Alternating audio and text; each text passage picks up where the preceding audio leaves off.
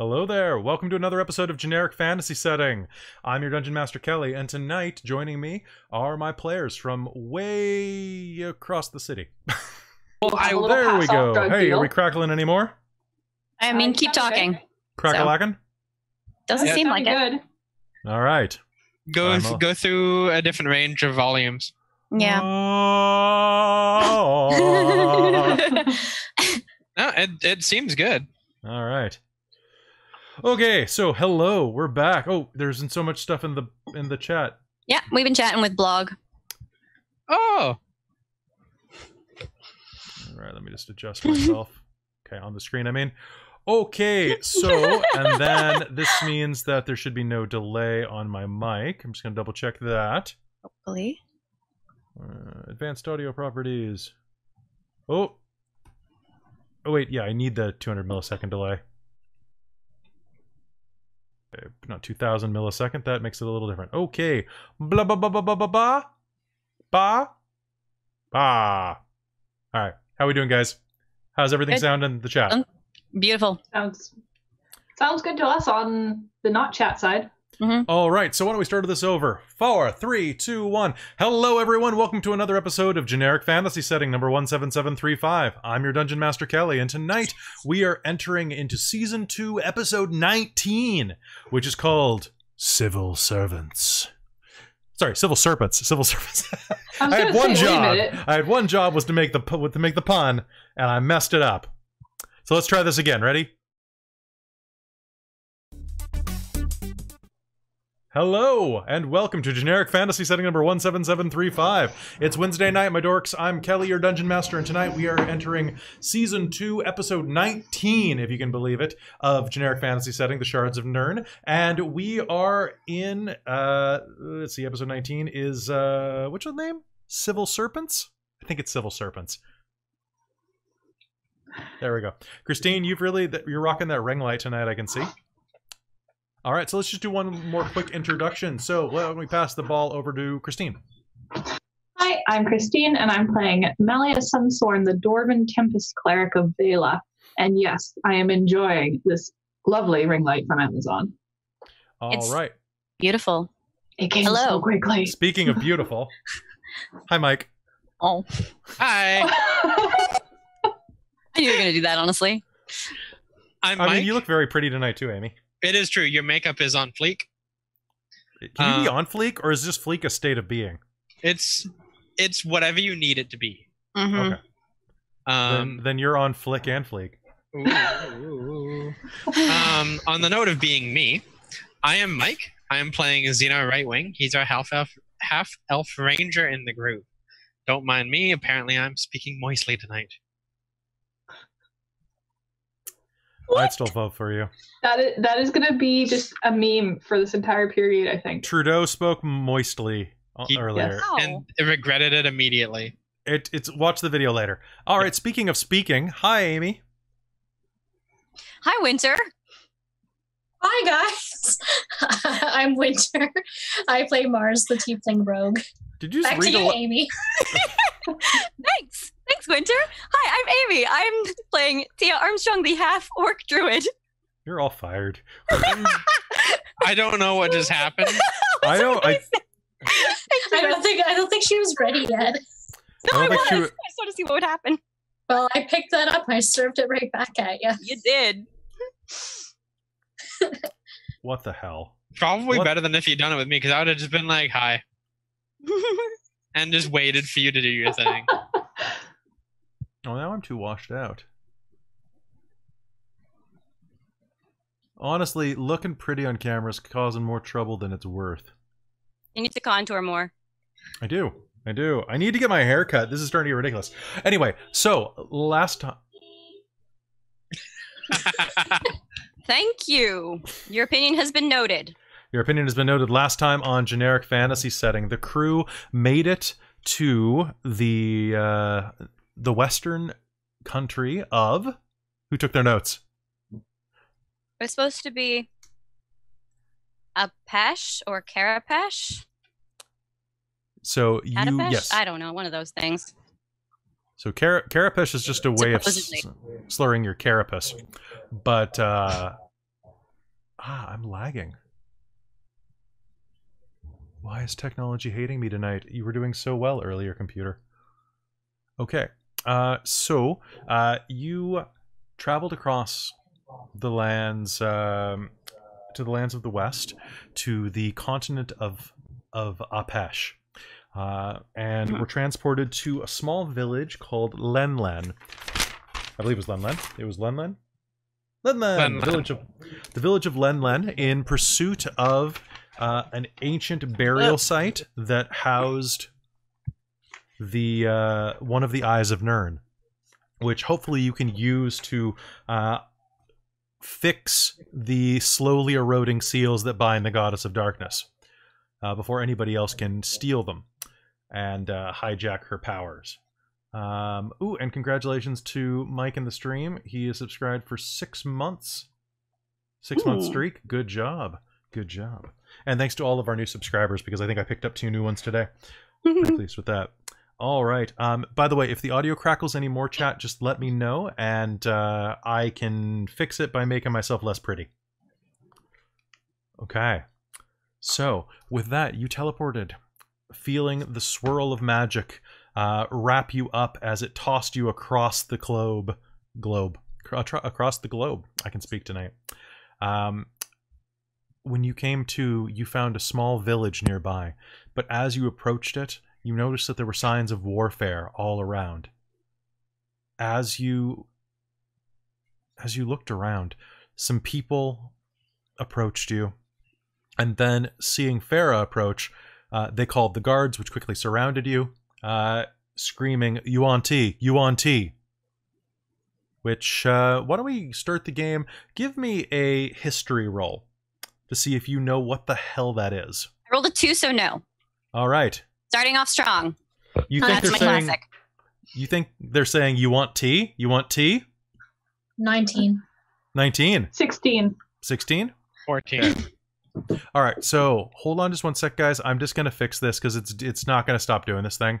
So it's from the system drag of having the Brio on, I think. So I can fix this in like 4 seconds, but it just means that I'm about to. I do want tea. Okay. All right, that should be better, right? Oh. We'll Does that seem find better? out. Once you start talking. Yeah, it's... Significantly better? But Okay.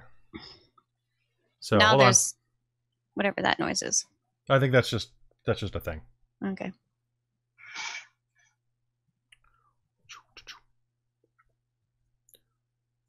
Okay, give me 1 sec. And boop. And boop boop boop. Nope. Hey! Oh, Kel's back for her 9th month. Woohoo! Oh, it's my bottom that needs to be fixed. Shut up, Mike. My bottom's great. Yeah. You know it. And then... Ooh, go. Switch to the old laptop webcam. Woo! Do it. I did. Post results. I am. It's up right now. People are watching as we speak. I just need to give myself a little more headroom. Boom. And boom. All right. Okay, so now that we are not crackly anymore, as they see Farah's face and scales along the side of her brow line, they call forth guards and scream, "You on tea? You on tea?" Mars, what did you get? 19. 19. Fantastic. Zeno and Malia, what did you get? 14. 16. 14 and 16 respectively. Okay, fantastic. So 16. So I'm going to say 14 is not a pass, but 16 and 19, you know enough to know that there's an ancient race of shapeshifters called the Yuan-Ti. Generally, they are... all of the mythology that you've ever heard of involving them has something to do with snakes. They're shapeshifters with an extreme like of snakes, or perhaps a worship of them. According to their body language, are they seeming frightened, excited, or angry? Alarmed and scared and angry. And as they are shouting this, a dozen battered, bloodied guards, most of them holding pikes, are going to surge forward and form a ring around you. And that's where we ended last game. Yeah. I think we were pushing... I think we shoved Farrah in between us. Mm-hmm. Yeah. Yes. Yeah. And we all kind of face out like, what the heck? So far, so bad. So far, so bad. But Okay. it wasn't the word that he told us to be wary of, so we're on an okay start. What was the word you were supposed to be wary of? He told us another one, which was like, basically kill them. So they didn't say that. True. Yeah, I didn't write that one down. I don't remember what it was. Oh yeah, the jihad word. Oh. That's literally what it was. Jihad? That no, was but- literally like the translation of it. Essentially. Yeah. Yeah. Fair enough. Okay, so I'm just going to get some music going in the background. So as you approach, they draw weapons and hold them out at you. You funnel Farrah into the center of you, and what do? They hold their weapons at you, almost point-blank range. One of the spear tips is pointed right at Tia's face, to the point where if you reached out, you could probably bite the blade. The man in front of you is tall, well-built. They all have the type of look that that man who joined you during the Battle of Dog Run Bridge did, like the dusty complexion, the dark eyes. Some of the eyes are a bit tawny, actually. And I believe his name was Kadim? Yes. Yeah, the guard captain, right? Yes. As you're looking at them, the men look frightened. The guards appear to consist of both men and women, all of them fairly battered and bloodied. You can see the bits of armor that are hanging over their tunics are dented, scratched, or in some cases actually pierced. One man who's over to the left of where Zeno is actively bleeding from a wound on his thigh. First of all, just have her hands up, and she'll say out the only word that they might recognize from them, unless they can speak common, which is Sultan. They did. We were told that they could speak passable common. All right. So you'll say Sultan. Malia's going to kind of bark out like, what in Vela's name are you doing? We haven't threatened you. Would you like to make a roll? Yes. What am I rolling? You could either roll intimidation or persuasion, depending on how you want to do this, or you could roll insight to gather some more information on what's going on. I will try persuasion to get my words across, and then I'd be happy to do insight. Okay. Well, let's do a persuasion first. That's going to be 15. 15? All right. So you will do that, calling on Vela to hopefully calm them down a bit. And as you do, they are going to shoot glances back at each other, hold their positions, but not appear quite as aggressive in their faces. Okay. Tia's gonna mumble, I don't want any tea. What? The man in front of you with the spear dangling in your face says. You asked if I want tea. Quiet! I did not ask you if you wanted any tea. Then what were you saying? Shut up. He jangles the spear at you. From the edge of the spear, you can see that there's a bell tied to the end of it. It looks to be ceremonial somehow. Okay.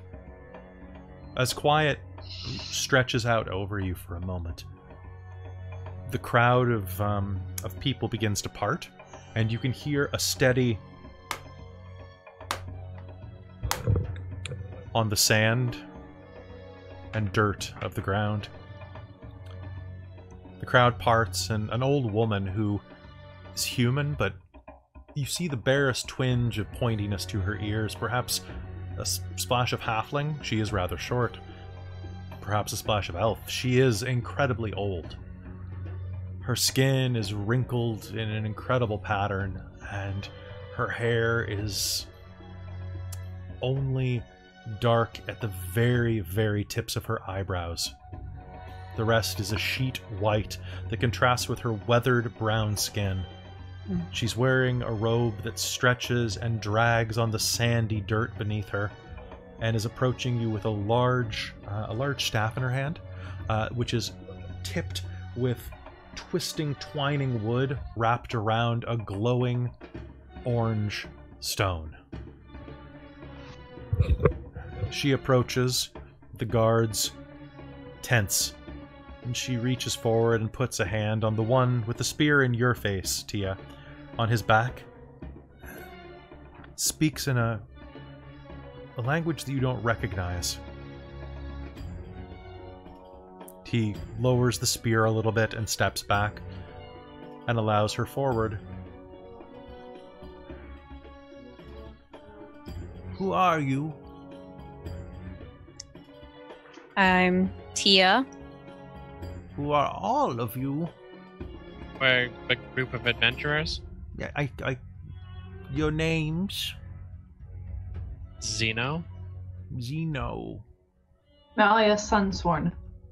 Yes.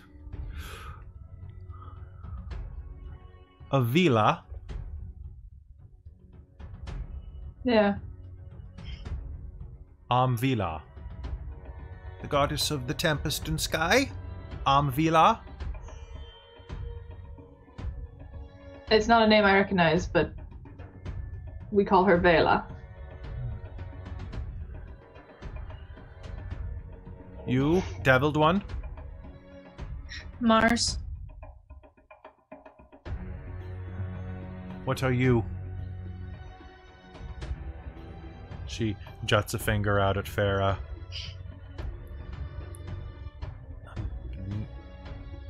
Not T. Did she just say she was naughty?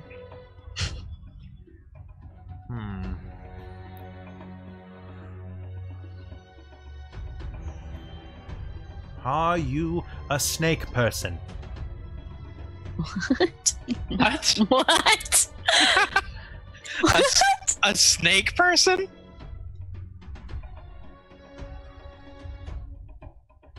Mulat. Bring one. And as she says that, one of the guards will nod and she will step away to go and grab something. You will see what we are contending with here, and why we must be careful.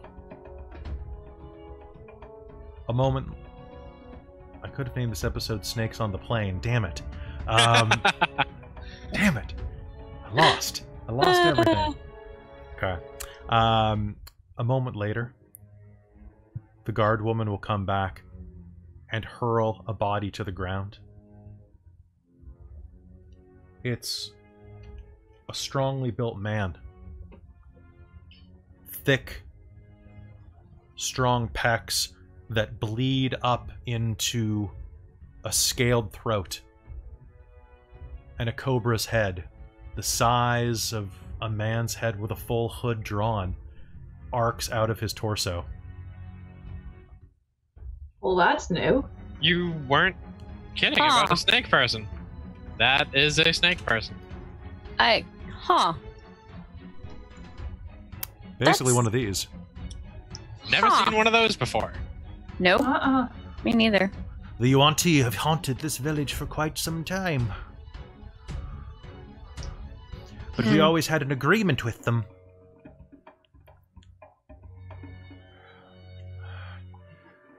They are scaled. You, tiefling, are fine. But it is you, girl with scales. We take exception to your presence now. I mean, there's a lot of stuff with scales. You're adventurers. Mm-hmm. You're in this for fortune and gold? Not exactly. Shut up, Tia. Of course we are. I mean, yes, of course we are. Christine, I don't think you have the Yeti connected right now. No? Check Oh your yeah, mic. it's switched off a bit. That's weird. Say Here. Slinky. Okay, now it's on the Yeti. Yeah, you sound so much better. Oh, yeah. So much That's night and day, night and day. I had set it to the Yeti and then it switched off to the webcam for some reason. Weird. Okay. Then what does drive you, adventurers? I mean, money's a lot of it. Then We you're in have luck. a main quest we're following, but we can assist on our way.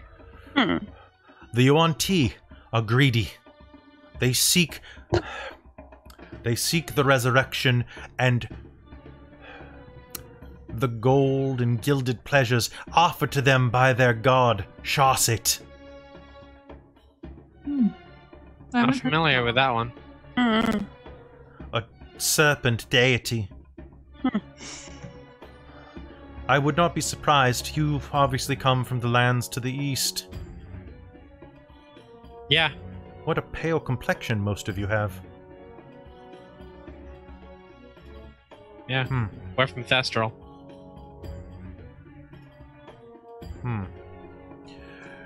Recently, we were visited by a young prince. He came to grace us with his presence and seek a potential bride. When the Yuan-Ti learned that he was in attendance, they came and kidnapped him earlier tonight. For what reason? Why'd they want him? Yeah. Money, Let's see if she ransom? knows. Likely blood sacrifice. Oh boy. Well, shit. They killed 4 of our own. Took a couple more hostage with him, potentially to convert to their vile darkness. Wait, to turn him into a snake person? They can turn normal, unassuming humans into snake cultists and snake people. Or they can just feed them to their broods. So on our history rolls, me and Winter, did we get a sense that these were evil? Yes, yes, absolutely. They are Okay. dicks. All right. They are vile, they are evil, they worship ancient gods that existed before the current pantheon, and that will rise again. Okay. Typical snake god stuff. Okay. Sounds like. How big is the nearest encampment? Like, where they... I'm assuming that's where they likely came from. I could not say. They were only here a little over an hour ago, maybe 2 hours. If one of you is a tracker, you should be able to trace them. Yeah, I could probably do that. Yeah. Okay. If you do, we will be able to give you supplies and shelter. There's a storm coming tomorrow. All right. Sounds good to me. Why have you come to Lenlen? Because we're trying to get to... what is it? Katapesh? Katapesh. The city? I think? We're trying to get to the Sultan. Do you mean Capsudet? What? Did he Maybe? get the name wrong? Katapesh. And the woman who brought over the dead Yuan-Ti will look at you all kind of funny. Katapesh is from a storybook. Oh. Hey, For such a smart wizard. Oh my goodness. Well, how far did he get us from there? Lenlen is close to a trading port. If you rescue the prince and our kidnapped villagers, we would be happy to transport you there after the sandstorm. From there, it should not be hard to seek a sand barge. Okay. All right. Thank you. Seems like a plan, yeah? All right. I guess point us in the direction that they went. I suppose before we head out, though, do you have any very wounded that you don't... Do you have healers? I'm a healer. I am a druid of the Sanded Wastes. Okay. Do you need any assistance before we go? No. But... I'm afraid that in these dire times your word should not be enough. You, she points the staff at Farah, you should stay with us until they return. I don't really want to. She's a part of our group. Yeah. Yeah, she She's an does some of important our part best of our group. damage. Yeah. We're not guaranteed success. And taking away part of our ability to do that.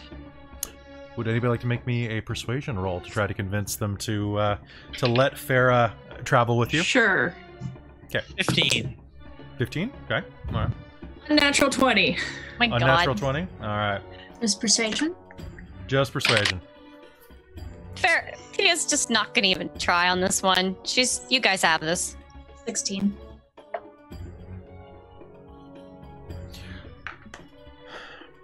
If you are a cleric of Amvila, then we will allow this. But do hurry. The sandstorm will appear in the morning. All right. Okay. Do not I let your will eye... do a blessing or whatever. All right. All right. Which direction did they go? Follow the moon. Amvila's eye will guide you there. Okay. All right. So, outside of the village, sure enough, you will see some trails in the sand where bloody streaks and the occasional chunk of discarded scale or flesh does mark a bit of a path.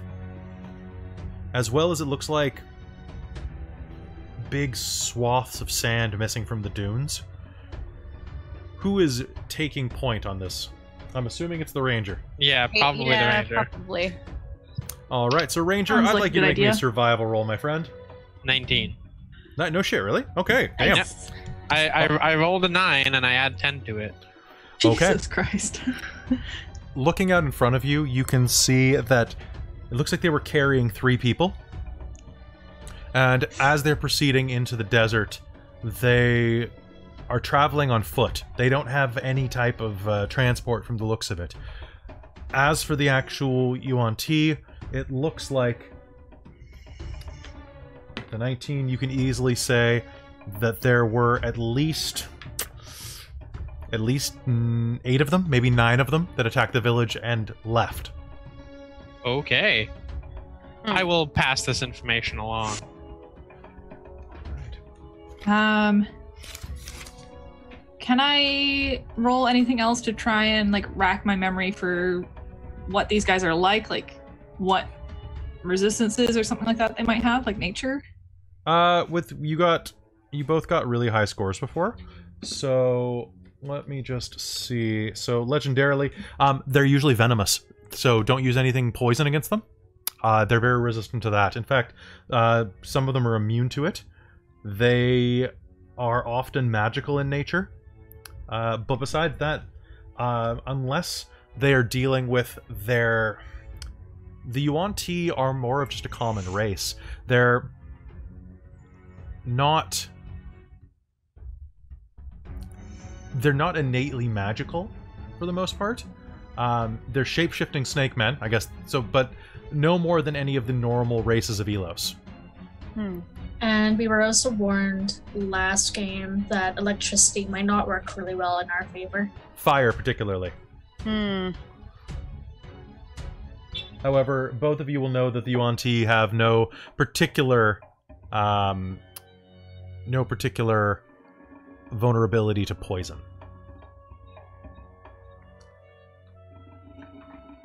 All right. So with that, you all continue across the wastes. Mm-hmm.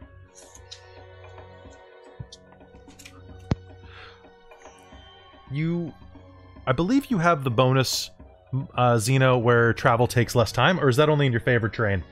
I believe that's favorite terrain. Okay. Which is not desert. Which is not desert. Okay. Yeah, it's.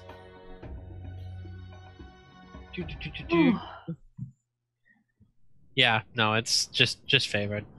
You travel over the dunes. You find that it's taking longer than you expect. The wind whips around you. The sand buffets the side of your naked skin. It's like running into sandpaper. The ground seeks to swallow up your boots, but after a fashion, you'll find a slight trail.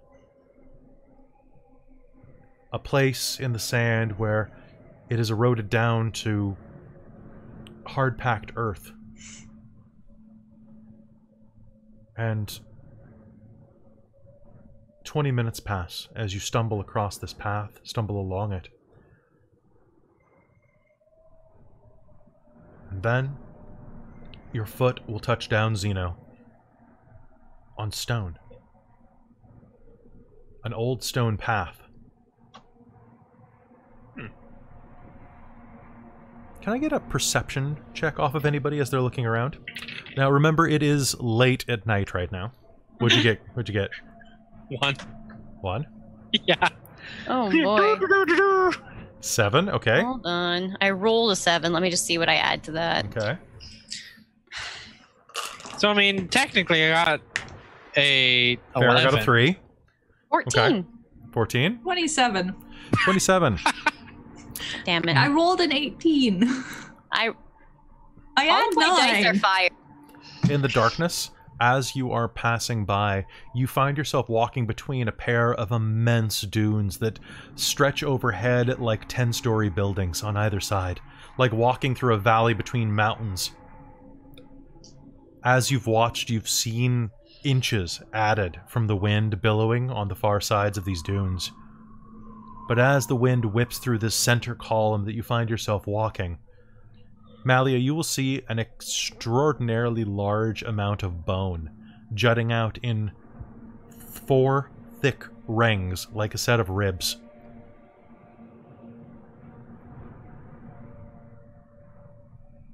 As you look at it closer, those are ribs.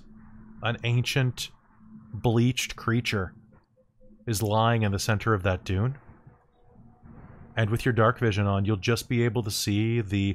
Can you make me a nature roll, real quick? I want to see if you recognize what this is. I'm pretty sure you will. 18. Cool. You are going to see the skull of a blue whale jutting out of one of the dunes. It looks to be hundreds of years old, kept in stasis by the arid temperatures. That's weird. What? Everyone with dark vision, which is the entire party, will be able to see that there is a whale skeleton jutting out of one of the sand dunes. So... That's a whale. It's a whale of a tail. I'm So either guessing... the used to be covered in water, or this thing fell from the sky. Or someone teleported it. So, I mean, there's a couple options. Yeah, I mean, those are 3 pretty good options there. Do you think Edagon sent the whale last time? I wouldn't be put it past him. surprised. Huh. I would not be surprised. He did get the name of the city wrong. This is true. Did you get the name of the Mix it up country with a wrong? fairy though? tale. So, aren't we in... Wasn't it Apesh?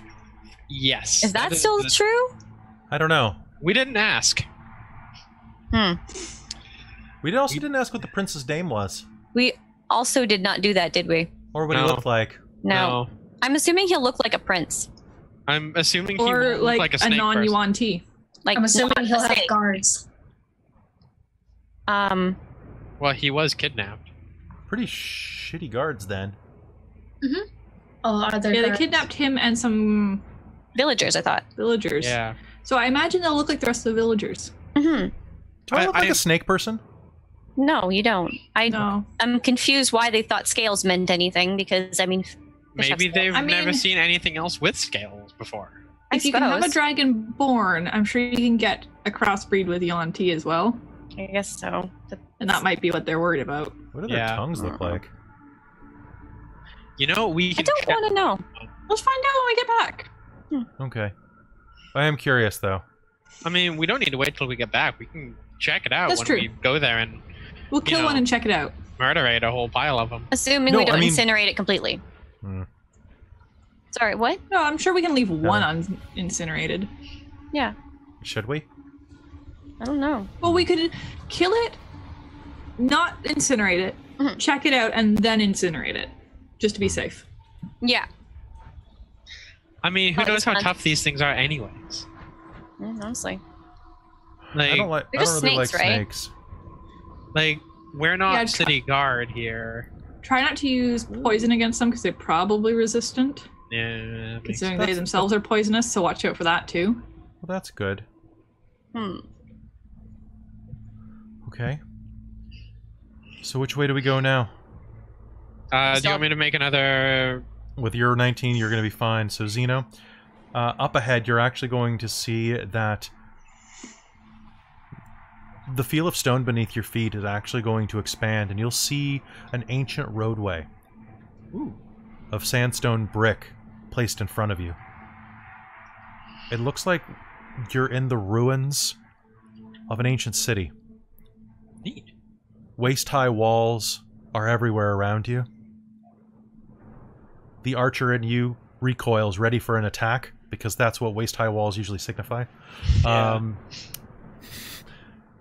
But in the distance, you can see several archways collapsed, forming kind of C shapes up at the sky. This looks like an archaeologist's dream. Interesting. Now, as you are headed forward, there we go. Got my sound effects ready. You can see light being cast up over the next rise. A fire is probably lit. What do you all do? Stealthy stealth, check it out. All right, group stealth check time. I cast Pass Without a Trace on us. All right. Oh, yay! All right, so Farah has a 27. I get an 18. 37. Rolled an 8. So that No, was an I extra lied. 10, was it? Yeah, Yes. extra 10. And we Okay. cannot be tracked by magical means. I'm at 37. So 37. Stealth, 18. I'm So- at an unnatural 20 if I add my bonus, so. I'm at 21. So you're at 31? No, I'm at 21 because I got a nat 1. This really sucks. And that one counts as 2 fails. It's not a nat 1. It's pretty freaking close. But What'd you see, get? because of disadvantage, I rolled a nat 20 and a 2. I'm gonna use my inspiration on mine. Okay, go ahead. Fair. So Yeah. that 33. ends up being 13. 13? It just hurts having rolled a nat 20. Mm-hmm. Ah! Yeah, I got 33 that time. So reminder, this lasts for up to 1 hour, and it's a concentration spell. Okay. All right, so as you press forward, you guys are going to feel the wind howl around. It actually is going to give you a bit of a bonus as well. So, as you approach, you can see that up ahead there is a bit of a canyon. Actually, the closer you get, the more it'll seem like it's a pit that's been excavated into the ground. So, Zeno, you can make sure we get back, right? Because we won't be leaving any tracks for ourselves here. Oh yeah, no, we're fine. Okay, cool. just reminder that. Yeah. Oh, we no, have no tracks, we're good. so let's not get lost. We're good. Okay. Cool. All right, and let's see. Passive perception of 18 is the highest here, I believe. Yes. All right. Actually, Doesn't no, my matter. passive is 19. Your passive is Oh. 19. Oh. Yeah, it went Alright. up because of level 9. So Zeno, Right. as you move forward, you are going to pause, catching your breath for a moment and slinking around. Malia, you notice a line of sinew stretched just over. Do you stop him? I grab the back of Zeno's shirt and yank him backwards. Okay. Well, I guess Oh. it's more around the butt of your pants and pull you back. Yeah, but you can grab his belt. Yeah. Our passive perception goes up with a proficiency bonus, right? Yes, it does. Okay, Yeah, so if I'm you're also proficient. at 19 then. Okay. Okay. Okay. So in that case, I haven't updated my sheet. in yet. that case, Mars creeps forward because I know that she's going to be down there, and We'll you both reach out and grab her by the butt and pull her back. beneath her, you can see that there is a tripwire that's been placed, and several dozen small animal bones strung through on either side. A chime that would have gone off had she stepped another step. Thanks, guys. Shh. Welcome. That's what I get for being at 13. Well, if you were looking for it, you probably would have seen it, but passive, right? Exactly. Now, up ahead, you can see that there's light being cast from a large bonfire. Well, also, now that I know that they're using traps like that, I am going to be looking for them. Yes. All right, so in that case, can I get a contested perception roll from everybody?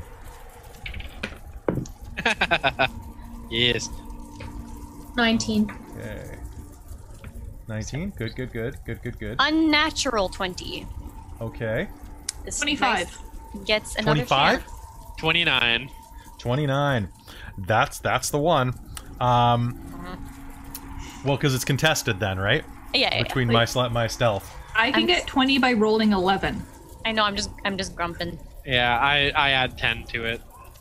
All right. So as you push onward, up ahead of you, 10 to it. Because I'm awesome. I think he has specialization in it. Yeah. Yeah. Because Oh, half so you get elf, an extra bonus of some sort? he doubles his bonus. Yeah.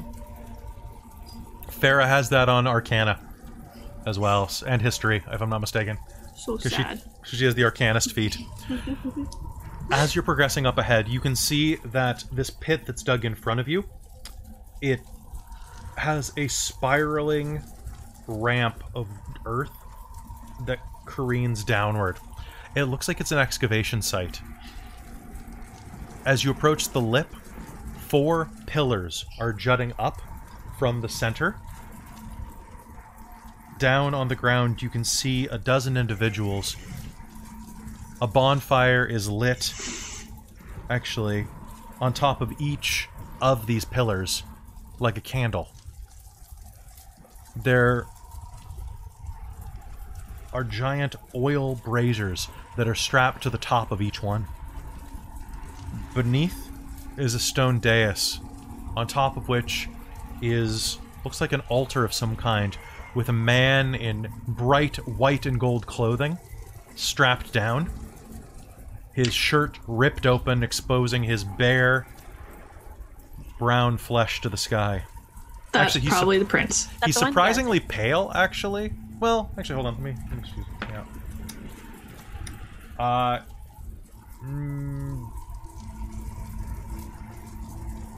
I mean, if he is a prince, not so surprising.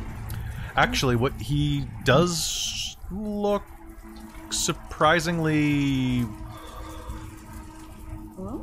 not what you're expecting. Now, so as I said, there's a giant pit right here. You've creeped up here. There are 4 pillars and that in the center. You guys got the basic idea? Yep. So, more or less that. Yeah. Okay. There are about a dozen individuals down there, And over next to the altar, you can see a woman in long vestments. Her hair is cascading all the way down to her ankles. Her dress as well breaks into flowing tatters at the bottom. All of her outfit basically looks like it's tasseled. And as she raises her hands to the sky and starts speaking in Draconic, actually. Oh, what'd she say? To those of you who speak Draconic, so you and Farah for sure, she says, "O great Shasset, we call unto you. We offer this noble sacrifice. So to speed your return to the land of the flesh." Yeah, we might want to disrupt that fast. How far away are they, Kelly? They are about 200 feet down the ramp. So Okay. I think they're within sniping range for you. Yes, they are, and Hey. that's what's happening. Zeno, can I do something first? I have Yeah. a fun spell that might be useful for you. Do it. It's called it's over here. Flame arrows. I touch a quiver containing arrows or bolts. When the target is hit by a ranged weapon attack using a piece of ammunition drawn from the quiver, the target takes. Well, I guess these guys we don't use fire, but Why That's not? right. Why not? You can burn a snake. Yeah. oh yeah, no, it was other Polygon's stuff. already screwed up once. That's true. 1d6 extra 1d6 fire damage. Per arrow? Yeah, you have up to 12 pieces of ammunition. Cool. Downside, this is a concentration spell, so my pass without a trace will end. So we will be less stealthy. But I feel like this is also, Once, We're about to not be stealthy. yeah. Exactly. Once we start the engagement, they're gonna know we're there, so it'll be Yeah. fun. Yeah. All right, let's do it Just up. FYI. Okay, let me get my dice out. How many others are there down there? So, you can see of the people that are... Honestly, you can see everyone is dressed in fairly similar robes and outfits down there. From where you're seeing right now, everyone is dressed in a plain white tunic. There How many are there? 12. Plus the prince. Okay. That's including the chanting woman. And there were 8 or 9 snake people that you said. The left tracks, yes. Okay. So, can I get initiative off everyone just to get it done? Yee. Okay, god damn it, Farah. Nat 20. Nat 20? Good Yep. job. 19. 18. Okay, I'm so nat 20. hold your scores for a Damn. moment. Okay, so... Alright, so counting down the list... I have...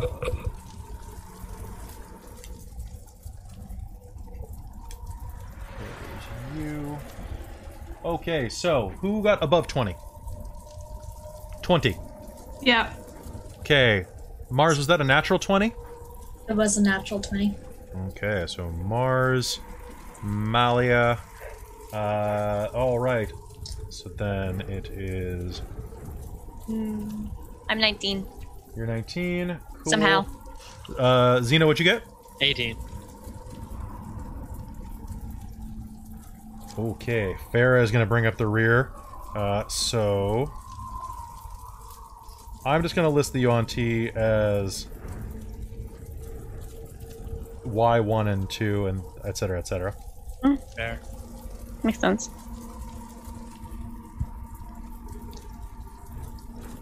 Now, can I do a sneak attack on this? Is it a surprise round? Yes, this will be a surprise round. So we'll start at the top with Mars. What are you doing?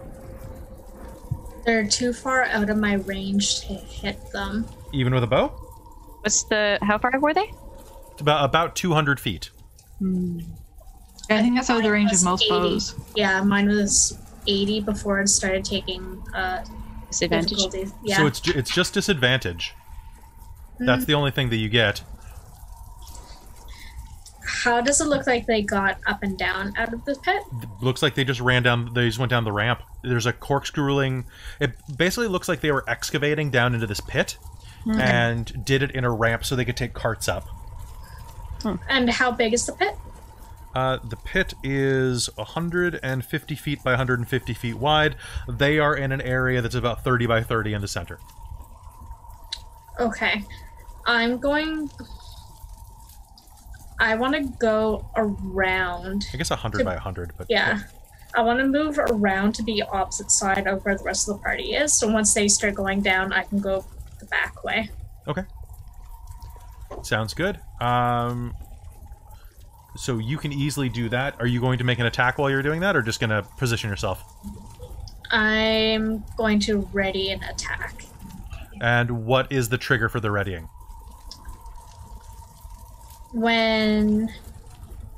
Does it have to be the opposition, or can it also be someone on my side? It can be anything. Like, it can be like when you hear a duck quack. The duck can be on your team or not. So once they are hit by Xeno's arrows, because I'm assuming that's what he's getting ready to do. And Since so they look away at, oh shit, someone just got blown the fuck up, I want to attack then. That sounds good. All right, so that's going to be ready. And who are you attacking? The priestess? Is she near the back? She's kind of in the center. Near the back, there are a bunch of people dressed in the same way. I would probably go for the priestess then, yeah. Sounds good. All right, Malia, what is your option? I'm also going to hold action until Xeno has shot. Okay, so what's your but then I'm going to cast Call Lightning. Okay. All right. The priestess is going to continue her chant, and she's going to... Actually, it's a surprise round, so she doesn't do anything aside from just do that. Tia, Yeah? what do you do? I was considering turning into a giant scorpion. I mean, that's a good way to do this. Oh, damn! Where the heck is the... It'd be funny if you turned into a giant snake, and then they were like, ah! There is a giant constrictor snake. It is me, Shawset. Stop being dicks. Well, Could you imagine if we just, let me double politic our way out of this? It's Dungeons and Dragons. You probably could.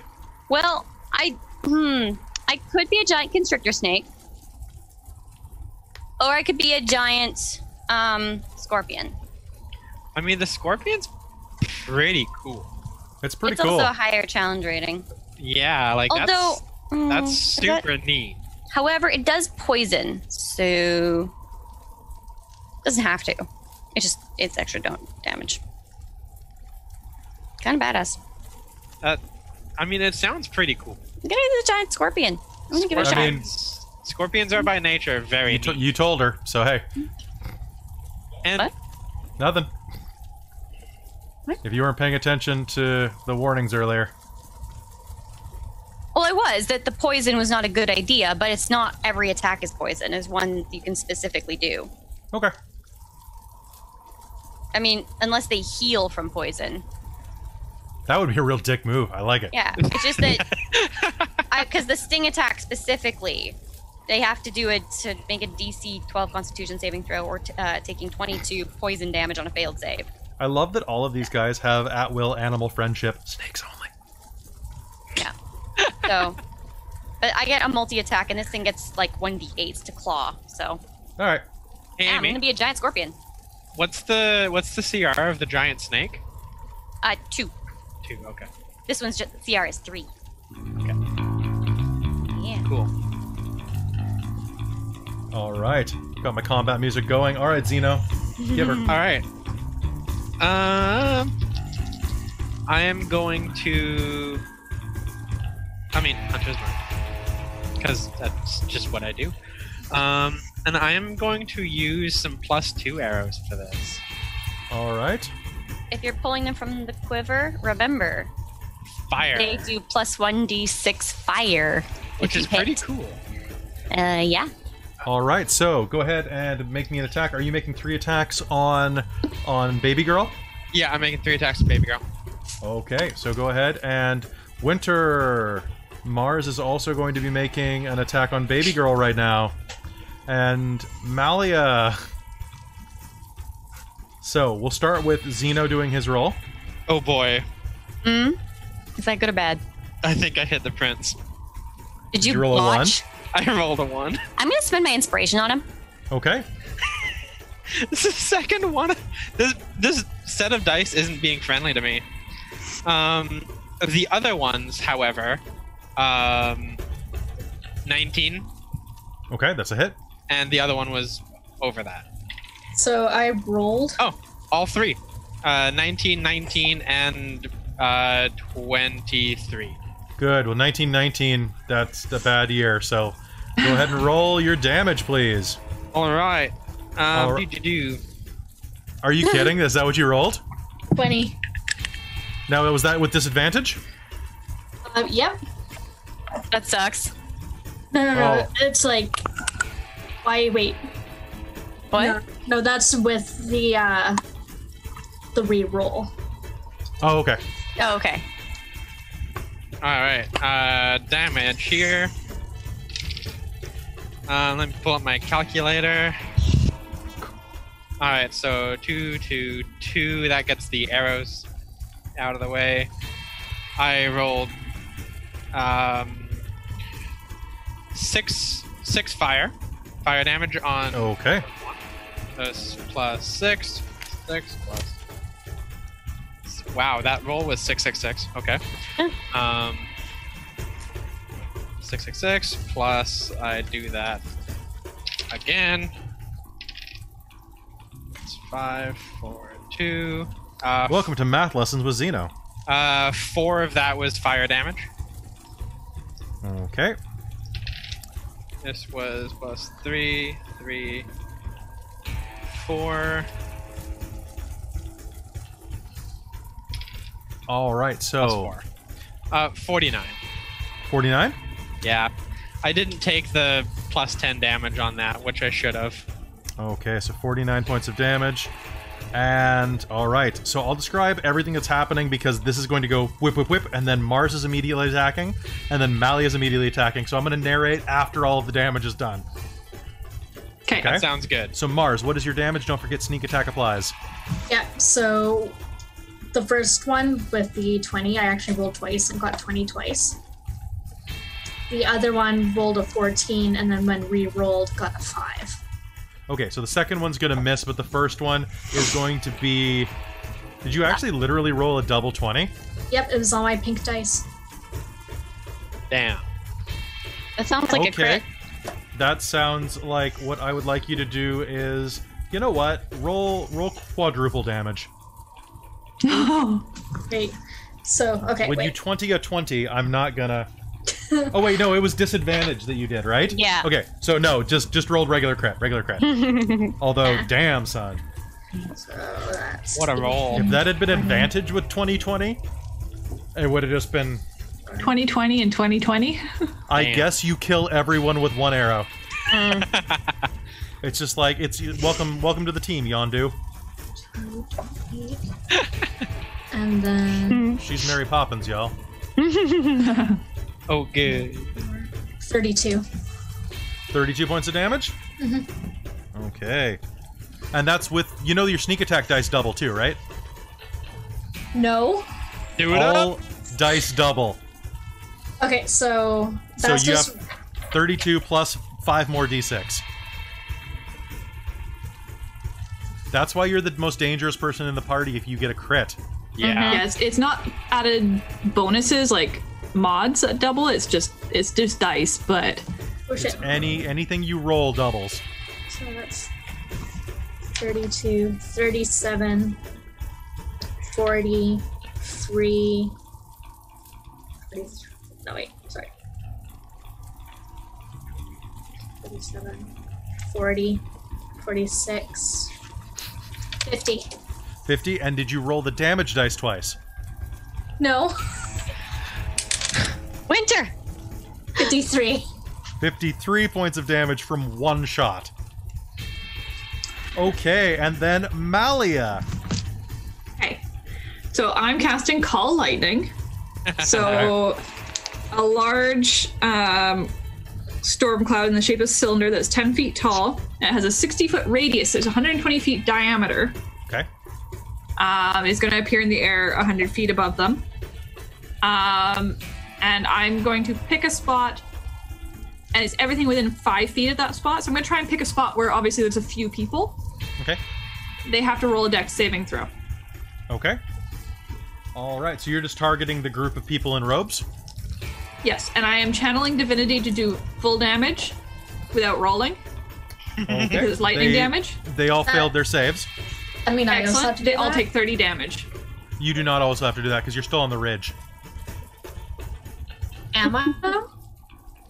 Yeah, you just went around. Yeah, you said you went around. You didn't say you were going down in the pit, did you? No, Yeah. you didn't. Oh, is that No. what you meant? That's what I meant. Yeah. Okay. Wow. So we'll say you're about halfway down the pit by Yeah. the time that happens. So you shot with your bow and got that. No. Oh, is that 'cause- your sword dagger? Yeah, that's how I always do my attack. Oh, okay. I was under the impression that you were running to the opposite side of the pit to distract them. Yeah, that's what you had said. You said you were gonna go to the other side. Yeah, I was gonna go to the other side and then wait for Zeno to do his shot, because then once their attention was diverted away, I was gonna go up behind them. So you were sneaking down into the pit to do that. Yes. Before Okay. the thing disappeared. Okay, so that does change a couple things in my head real quick. Okay. So Yeah, I wasn't using make me one more stealth roll, please. one more stealth. Yeah. Without Amy's thing. With Amy's thing. So I rolled an 18. Okay, don't worry about it then. Yeah. So we'll say that you just moved really quickly and you told Zeno, just wait a minute. Okay? So Okay. here's what's going to happen. So Malia, knowing that, you can target more of the group and less of the priestess. I wasn't necessarily targeting the priestess because I knew everybody else was going to. I just wanted to target a group of the most people I could in a 5-foot square.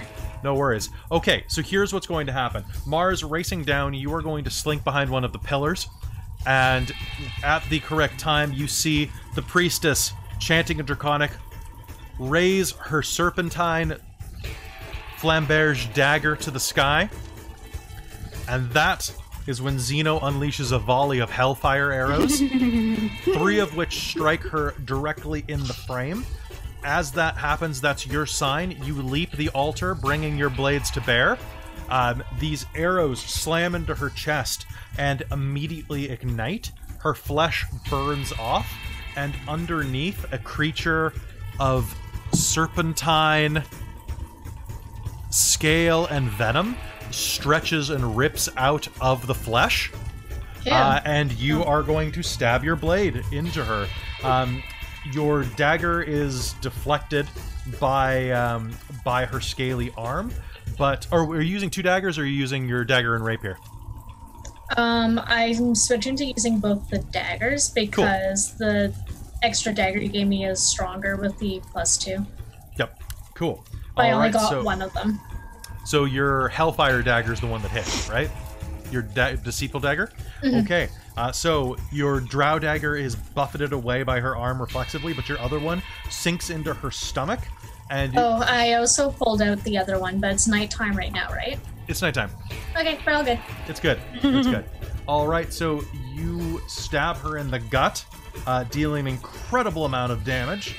And at that point, the skies cloud over, blocking out the moon, and a bolt of lightning rips down to the ground, striking a bunch of the cultist-dressed people. They are all fling to the side. How much damage do they take in mass? 30 each. Okay, I'm gonna make you a luck roll real quick. So I would like you to. We're gonna say. Is this to see how many of them are villagers? Yep. Okay, so I'm gonna say that number 5 and number 6 are. Well, oh, actually no, that's a 9. Oh, good for you. I kind of assumed that the villagers would be like guarded or something and would look slightly separate. You'd think so, but that's what Dominate Person's for. All right. So, an explosion of lightning rips across the ground, throwing. That's a 5-foot square and everything attached to it, right?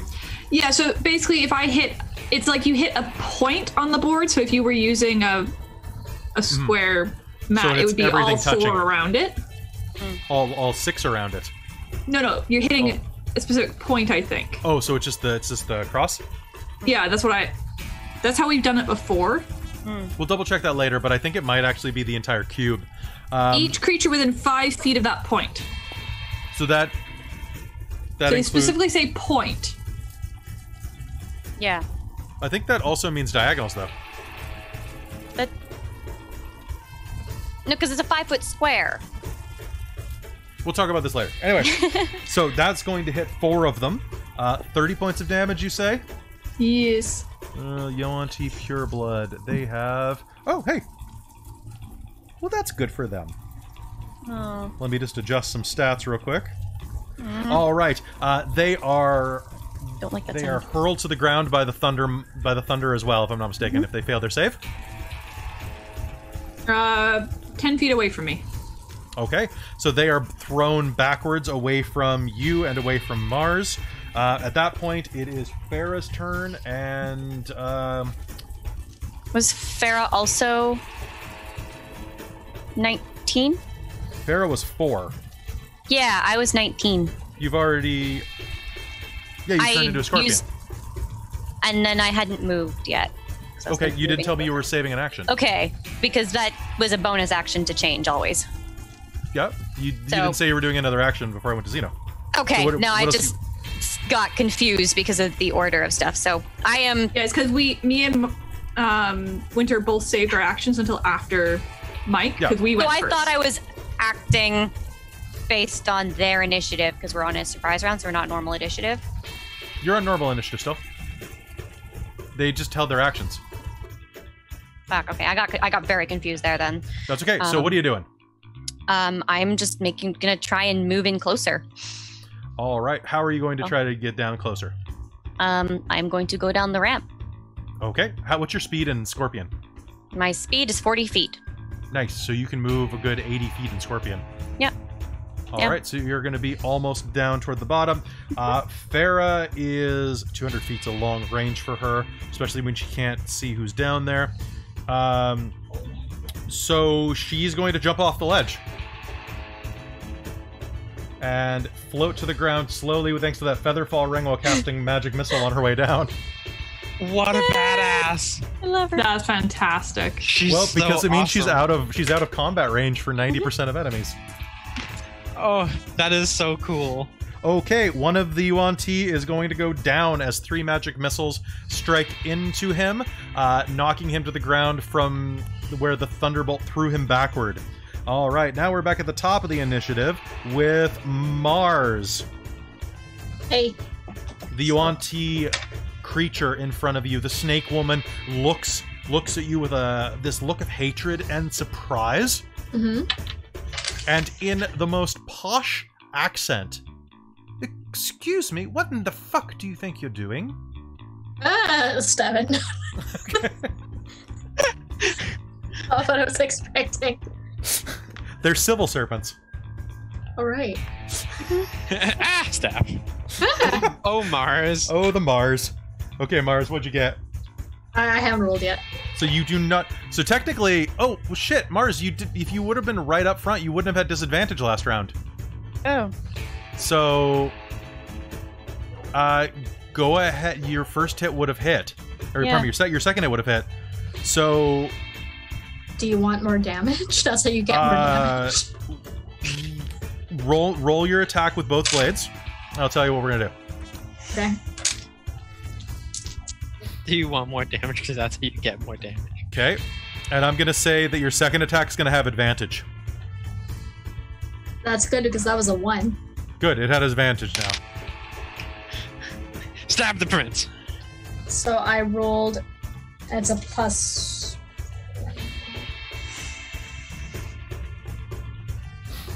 And both of these daggers have a +2 on Yep. them. You're probably gonna hit. This music is amazing. 6, and then my dex. Oh, only one will get my dexterity, right? Yes.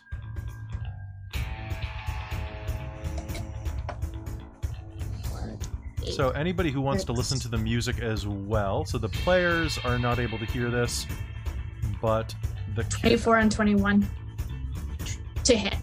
Those are 2 hits, please. Roll me damage.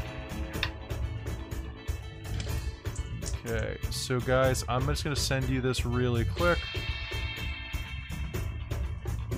in our Zoom group chat. Zoom groom. Zoom, zoom. So if you want to listen to the amazing track that all the audience is listening to, there it is. 14. Oh, it's 14 damage? Mhm. All right, and you would have been able to apply sneak attack to the second one because you had advantage. So add 5d6 to that, please. Damn.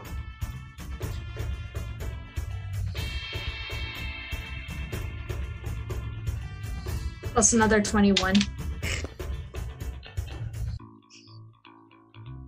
All right, so you are going to slash her across the face with one dagger, and as she raises her arm to block another blow, I'm thinking her neck is wide open for the drow dagger. You are going to plunge the dagger in widthwise, cutting both of her arteries as you pull it out the back. And as she crumples to the ground, you can hear her just whisper her final words, which are, "Wanker!" All right, Malia. I mean, kinda. Kind of. You're being a wanker. I'm gonna pick another spot that hopefully looks like there's no villagers, and they have to make dex saves again. All right. Okay, so 2 fails. All right. So that's that is everybody in that zone fails. That's beautiful. All right, I'm gonna say 5 and 6 again. Oh, uh-oh. Hiccup. Oops. It's 23 damage for full. 23 damage. All right. Yeah. There is another explosion of electricity. I'm just gonna cross Priestess out because she's not there anymore. And that is going to hit. Are you hitting? You're hitting the same. Are you hitting the same square as before? No. I'm gonna hit another one. Okay. Knock a bunch more people prone. Make them stand back up again. And you said that was 18? Uh. Yeah, you said 18. Okay. I put the dice back. I'd already said it, so I was like, for your sake, because there are 2 less people on the board, I'm going to re-roll these as D10s. Because there are only 10 people down there now. All right, ladies and gentlemen, what is your villager numbers? 3. 3 and? 5. Good for you. Okay, so that's 1, 2, 3. As your thunder comes down, 3 of the robed individuals will explode in holy light. 2 more of them are struck by lightning and suffer it fairly well. Tia, it's your turn. You are in the... You can do a jump right now. You'll take a d6, but you'll be able to enter combat immediately if you do so. oh, and actually part of that, I'll start moving down the ramp. Okay. Yeah, I want to enter combat. So what do I have to do? You will take 1 point of falling damage from the jump. Okay, that's fine. Yep. So you're basically jumping down the last 20 feet of the ramp. Yep, that's Fairly cool. an inconvenience. And It's super I easy. have my multi-attack gives me 3 attacks. Cool. You're going to land right next to a couple of these Yuan-Ti who are reaching for scimitars at their waist.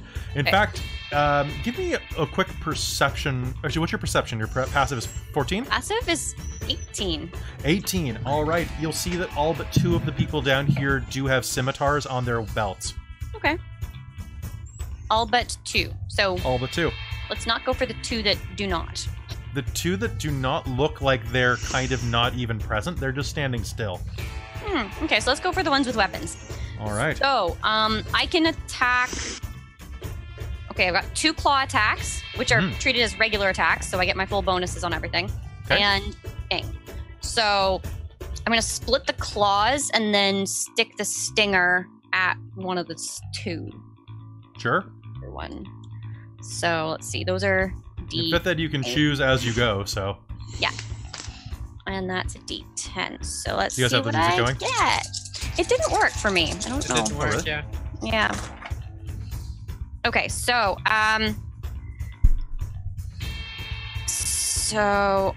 So it's Western one of action. the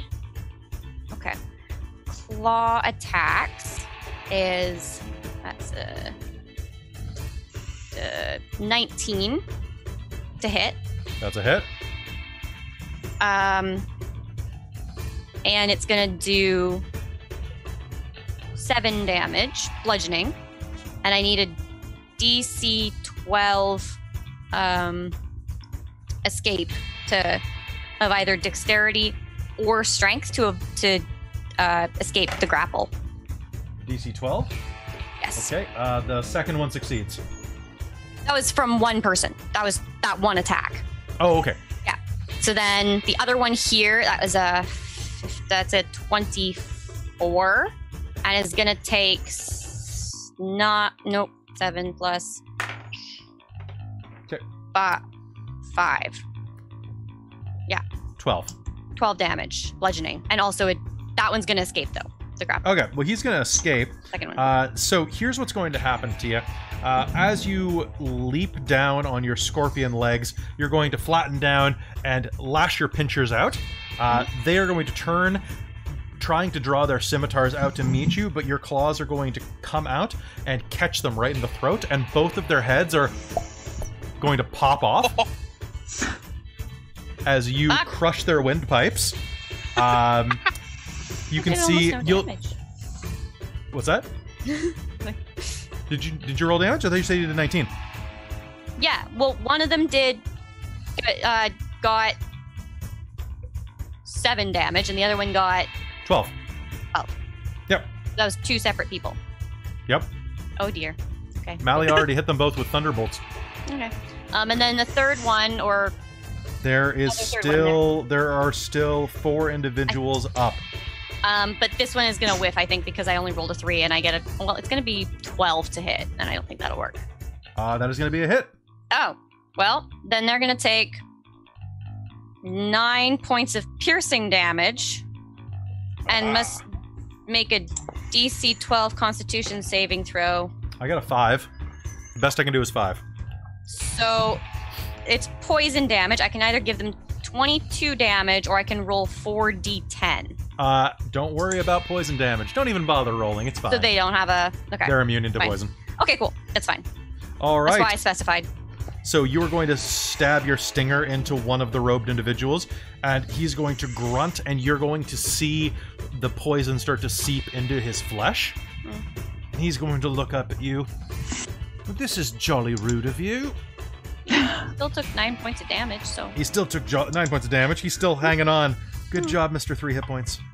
Zeno, you're up. I am so okay. How many of them are down? 1, 2, 3, 4, 5, 6 with the priestess. 6 with the priestess. Oh, sorry, there is one more down here that's up. So there are still 1, 2, 3, 4, 5, 7 with the zoned out people, who you'll probably assume are villagers.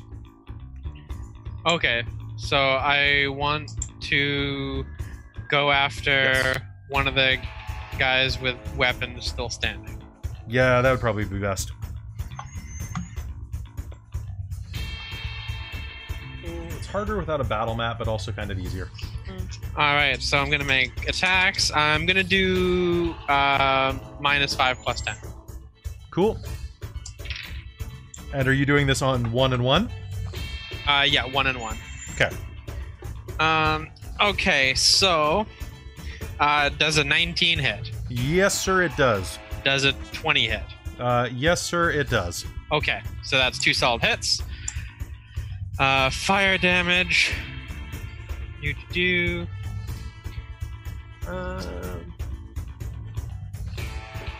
Okay. So one of them gets...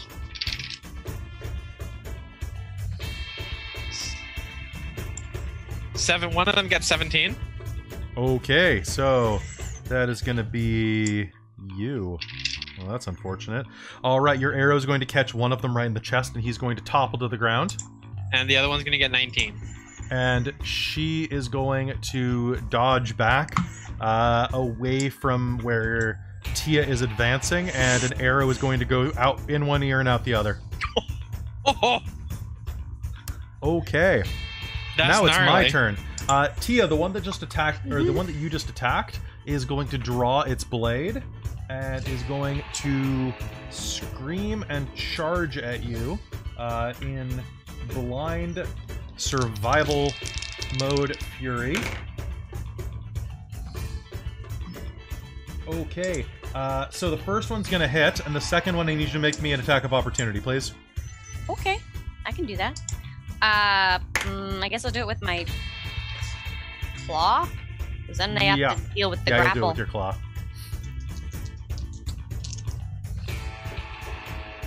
So that's 25 to hit. All right, so I'm just gonna cross him out. He roars and strikes you in the side, not really of the head, but in the what is equivalently the side of your carapace for 4 points of slashing damage. And as he raises his other arm, or as he raises his arm to strike you again, right in the eyes with his scimitar, he stumbles on a brick that's jutting out of the sand, and you are able to catch him right in the midsection, clipping him in half. Okay. Okay, bye. All right, and with that, there are only 2 remaining combatants on the field. Cool. As they look at you, both of them are going to shiver, their forms kind of morphing. One of them is going to stand up straighter, and you are going to see his arms disintegrate. The muscle fiber is going to peel away from bone, leaving nothing but dangling venomous snakes. Weird. Ew. Yeah. I like that. The other one is going to roar and become one of those snake-headed individuals that you saw back in the village. And the one with snakes for arms is going to turn, look at Mars, and say, "Oi! You little bitch! She was one of ours!" And is going to charge you, and I need your armor class, please. Dude, this is wild. Let's see. I'm So going to do... armor class went up last time too. No? Did it? Previously, yeah. How did your armor class go up? Is it a Because rope thing? it's because I had forgotten to actually change it from a previous one. Oh. So you told me that it was at 17 instead of 16. Okay. So 17. Okay, 17. That's 1 hit. And all right, the scimitar slash flashes by the side. Or pardon me, not scimitar slash. He has to use the 2 bite attacks. Snake All right, farms. his snake arms dart out. One of them lashes at your face, but the other one catches you high in the thigh. And that one is going to do...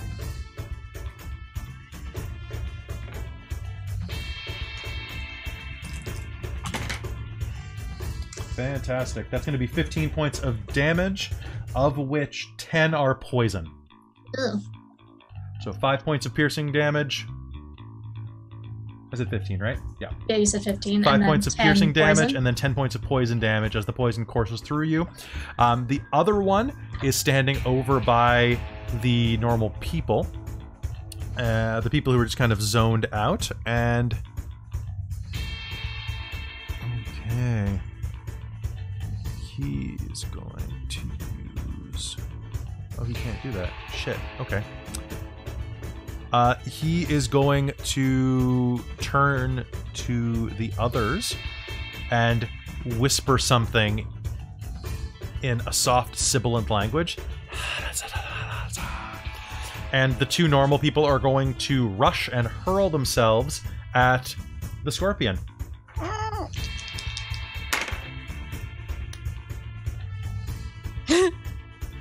They are going to grab the fallen scimitars of the other enemies as they go. And Tia... Yes? The first one gets a critical hit on you. Okay. That is going to be 7 points of damage. Oh, okay. And the next one is going to be 7 points of damage, because the second one was actually strong. Oh. So I got a 19 and a nat 20. So I'm assuming both of those hit you? Yeah. So these two people rush you and start hacking away with their scimitars. And Rude. the snake-headed one is going to shrug a bow off of his back and aim up at where Malia is running.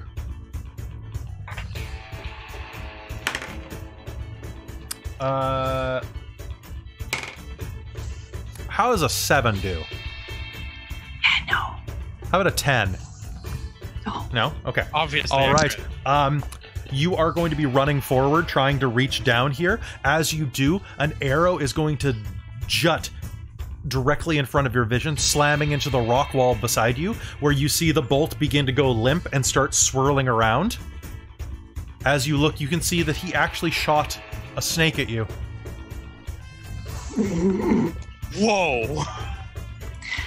No! Magic snake arrows! Magic snake arrows are always a bad idea. Farah is going to cast Magic Missile again because that's her jam. She's going to target Arrow Snake and roll 2 1s and a 3. Thanks, Farah. Well, I want those arrows. Does this dude also have, like, black Elrond hair? he might. Well, he doesn't anymore. Like, he literally looks like this. But he did beforehand. He did, totally, with like the bob cut. Oh yeah, those straight bangs, the very flat straight bangs. The riddle of steel. What is steel, boy? I just showed Conan. Christine Conan the other day. And this happens in that movie. And then we're back at the top of the initiative with Mars. Mars, there is a snake that has just bit into your leg, and the Yuan-Ti over you is... Snake arms. Snake arms! How many snakes per arm? Looks like 6. Bullshit. Too many snakes. That is Too many snakes. That is Like, that's all snake. That's not vine. Too many snakes. So this dude's got 12 snakes coming out of him. I like Technically it. 13. Too many snakes on this plane.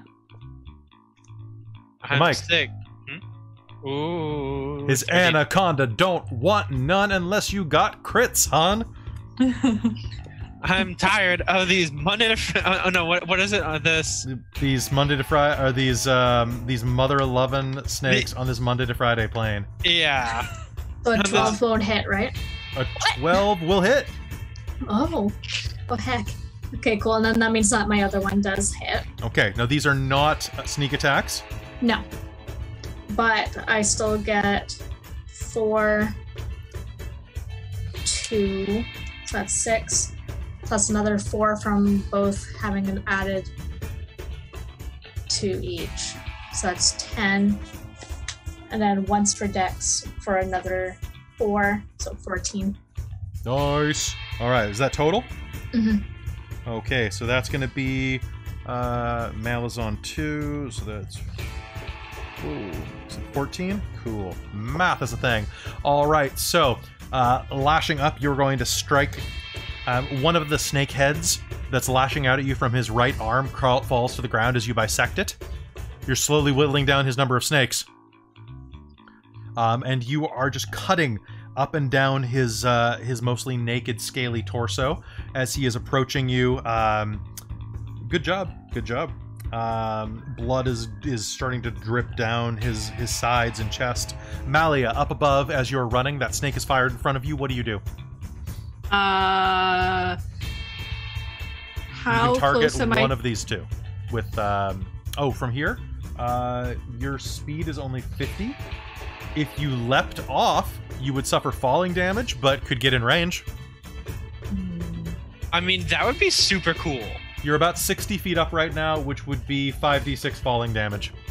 Just imagine, this dwarf with her hammer. Poof, I'll let you do an acrobatics save to take less damage. And land like a superhero. Okay, because I still have inspiration. Okay, go ahead. Like that's So here's the super deal. I'm That's gonna an say that excellent this time to use is. inspiration. I'm gonna say that you'll have the damage rounded up if you succeed. And I'm gonna say that right now you need. Nat 20! Okay, then you'll take 3d6 damage from a 100-foot jump. I'll say, you know what? You're gonna Prince of Persia this shit off one of those pillars. I was just imagining like riding a lightning bolt to the ground. Basically, is probably what's gonna happen. like You're gonna take Thor's 7 points of damage from bludgeoning. Okay. And what you're going to be able to do is you're going to be able to do a leap, which is going to cross the 20 feet. You're just going to automatically be able to do a 20-foot jump with your strength score. But as you do, you're going to be able to hit the side of one of these pillars and ride it down. And leap, and you can attack the one that's at Winter or at Amy. Who are you going after, Mars or Tia? So cool. Well, I guess think no. It'll have Mars. to be the one that Mars is fighting. Yeah, because 'Cause Mars Tia's- got knocked down and Tia's has been bitten, so... Because no, Tia's fighting the 2 civilians. Okay, so I'm gonna fling my hammer at him. Okay, And that is a 19 to hit. that is a hit. And that is... Oh, and I'm doing the Divine Strike. Okay, you might as well. Okay, so let me just remind myself what this does. It adds a D8.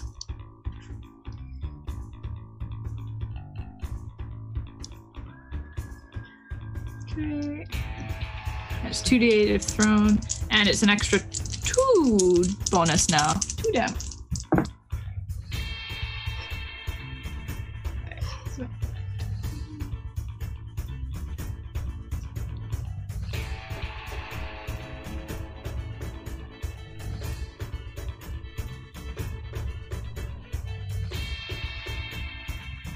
$24 damage. Jesus. Okay, so that drops him to 24? Okay, learn how to do math, Kelly. Okay, your hammer is going to strike him in the back as you ride that pillar down and land on the ground. I have to do a quick test, though.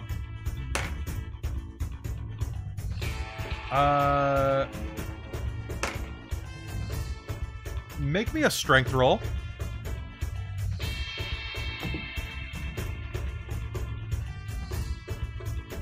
$22. Okay, so here's what's actually going to happen. The reason you didn't take as much damage, as you leapt, you do ride the pillar down, but not in the way originally expected. The weight of your armor and the impact of you hitting it, you're actually going to hit the side of the pillar, knocking it off its base, and you're going to literally ride the pillar down as it slams into the ground. Not crushing anyone, but it's going to put you in perfect situation to hit this Yuan-Ti with the hammer. The pillar has fallen between both of the Yuan-Ti, separating them from aiding each other, and it is now Tia's turn. So, first thing, Beautiful. I realized when I got attacked that I had to do a concentration check. I failed it, so unfortunately, Xeno, next time you use arrows, they will not be on fire. That's okay.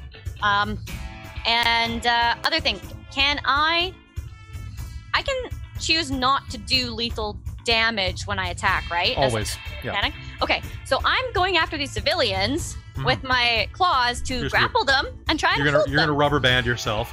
So I still have to do an attack roll, but I'm doing non-lethal, so You can choose knock to them grapple out. them. I don't think that's as good an attack for me because grapple treats it as a full action, whereas my attack default grapples if it hits. I'll just say that, I mean, yeah, go ahead and make 2 attacks, and then you can Yeah. choose not to do damage. Yeah. Just hold them Or like I'm two happy to misbehaving knock them children. out too. Like, I'm happy to knock them out if I have to and heal them Give later. them the claws. Go ahead and make me an attack. So one of them's gonna be that should be a 24. That one's it. Yes. Okay, what's the next one? And a 20. All right, their armor class is 11, so this is... and they got an 8 and a 6 on their saves, so they are grappled. Both grappled. All right, so you are going to snap onto both of them, lifting them off the ground and preventing them from doing any additional harm. Good job. That takes them right out of the fight. They're going to drop their scimitars, and I just need to look up a spell because I think you might have broken it just now. Oh. It's the forget me stick.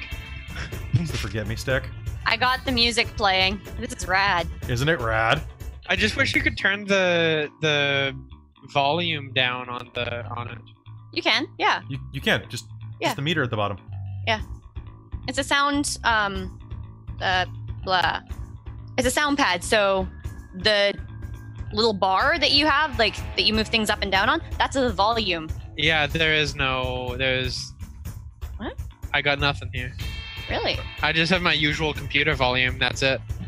Oh, okay. It's quiet on it's quiet in the stream at least. Yeah. Okay, so...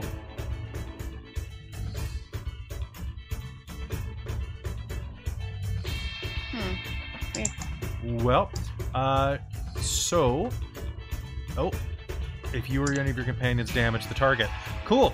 You're going to grab both of them, shake them, kind of squeezing them tight enough. The magic out of them. And both of them are going to blink, look down at you, and start screaming. You hear a whispering sound of displeasure. All right, and now we are blind down. Sight. What's that? Oh. I have blind sight to 60 feet. Nice. All right, Zeno. All right, so there's two. There's two left. One that Malia just slammed in the back with her hammer, and the other which is drew a longbow and fired it at Malia a moment before. Okay, I'm gonna take a shot at both of them. Okay. Minus 10. Minus 5 plus 10 for both. Minus 5. Okay. Yeah. So here we go. Does a 14 hit?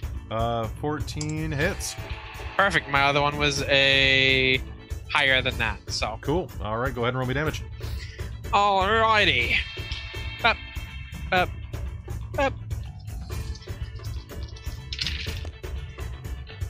See, it would have been great if you tried to hit these guys with lightning, but no. Alright, so one of them is going to take 15 damage.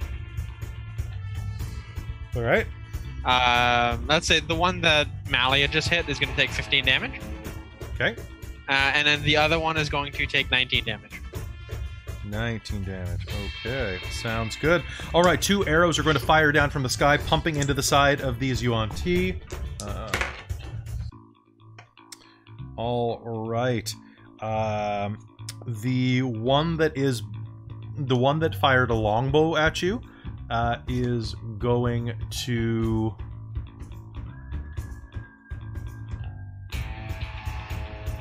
Yep. So the one that fired the longbow at you is going to do a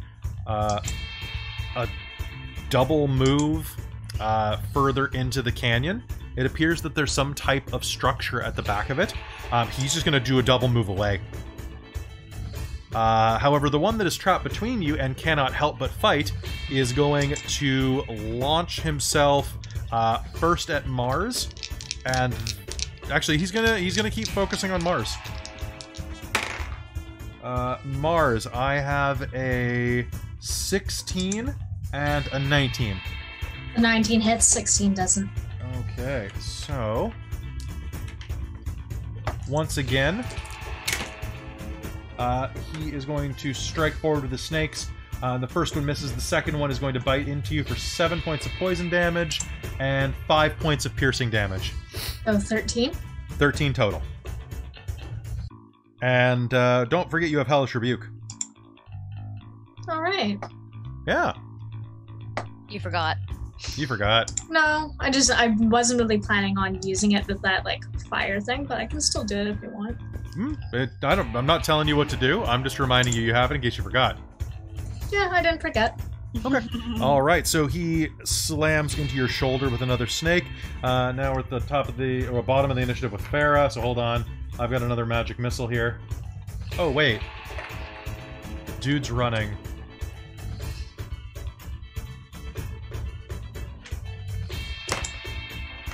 Okay, cool. She's gonna throw a fireball.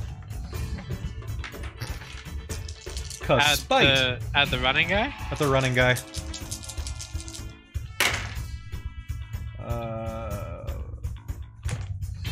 Oh, he actually succeeded his save. What the hell? Okay, so that is... Culture. 3, 8, 10... Only 20 points of damage from the fireball. Only. Alright. As she floats down, she still floats, she's... Oh wait, no, she adds her charisma to all fire damage. Shit. So that's 25 points of damage. Alright, the fireball explodes in the distance, casting a huge amount of sand up into the air. Mars, there is one directly in front of you who just bit you in the shoulder. What you do? I'll go back and stab it again. Okay. Cut his snakes off. All 13 of them. Can I use my inspiration to re-roll one of them? You can, yes you can. And if you have advantage and that one hits, you can do sneak attack with it. Ooh. But only that single one. No, but I do hit both times. Well, you used it to get advantage, right? I thought it was just for the reroll. No, that's what your inspiration does. Yeah. Okay, it gives you advantage. Hmm. So that means that you can sneak attack if you so choose. Well, the thing is, I rolled a 1. Oh. But then your reroll. Yeah. So, but you did hit because your second dice was a success. Well, I'm going with both daggers, so it's a double attack. Yeah. So advantage applies to one of your 2 strikes. Yeah. Yes. So the second time when I re-rolled, it was a 12. Yep. So that's a hit. Yeah. So they both. So you can sneak attack because you had advantage. Oh, cool. Yeah. So the rule for sneak attack is anytime you would have advantage or the foe is caught unaware. I am reading into that to say that if you have inspiration, you can just make a sneak attack happen. Yeah. Okay. I didn't want to assume that because that's like a lot of. It's a lot of damage. Yeah. I think you actually have more dice than he has hit points right now. Probably. Yeah. So that's... Yeah, it's nice because like the inspiration, it specifies that it gives you advantage, and it's when you have advantage. So it's like, yeah. Okay. So rogues with inspiration are Great. really dangerous. It's awesome. This music is my heart. This is great. So what's the name of this one? The song? Yeah. It is Western action. So it's under the soundboards on Tabletop Audio. So you have to go to the True West soundboard. 26. So I just copied and pasted the link that Kelly sent in our Zoom chat, and I just scrolled to the bottom 26? of it and turned on Okay, so Winter, how does this go? How do you want him to die? Because you got double his hit points. He did. Can I take the snake that's like biting me right now, the one that's at my ankle, stuff it into its mouth, and then take both my daggers into his head? Yeah, I think that's a God of War death right there. All right, so you rip the snake that's biting you out of your flesh, cram it into this thing's mouth, Yep. and jam your daggers through both of its temples. Yeah. And it gives you this cross-eyed... And I put it down. Blimey. It falls to the ground. That's why nothing came up, is because it's a sound pad. And it's a feature within the sound pad. The name of itself is not, in fact, Western Action, because that won't come up on a search. No, it's the name of the one inside the sound pad, yeah. Well, and if you type in True West, it brings up the True West ambience and music. Oh. We got the sound pad. So. Okay. Yeah, that's why I was going with the link. Yeah. So Malia, it's your turn. Okay. You can see that one has just been fireballed in the distance. I have to make a quick roll, and oh, you know what? The tunnel system next to there actually survived, so that's good. It looks like he might be able to escape into a tunnel in just a moment if he recovers, but you still have Call Lightning up, if I'm not mistaken. Yep. I did check. I did roll my things to when I got Gain damaged. your concentration. Nice. Nice. So yeah, make a dex save. I would prefer not to.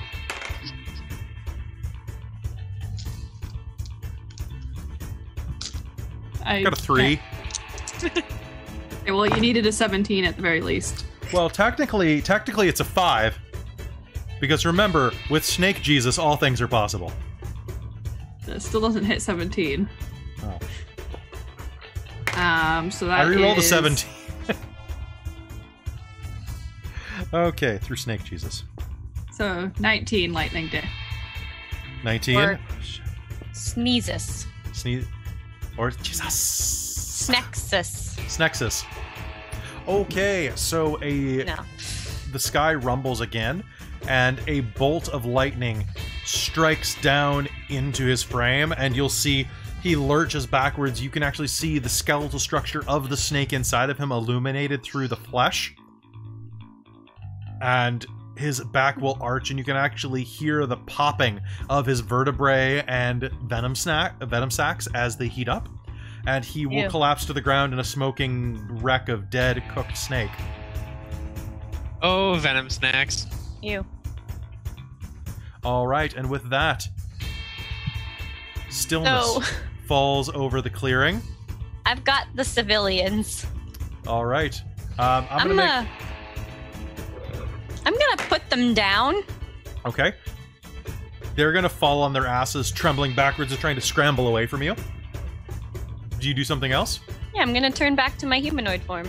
All right, and with that, I think this is a great time to take a bathroom break. So, folks, so. we'll be right back to see what happens when you rescue this prince.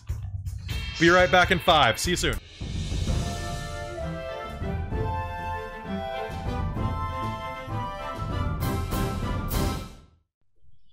And we're back. All right. So as the smoke clears, the villagers will scramble away from you as you shapeshift back up to your normal half-orc form.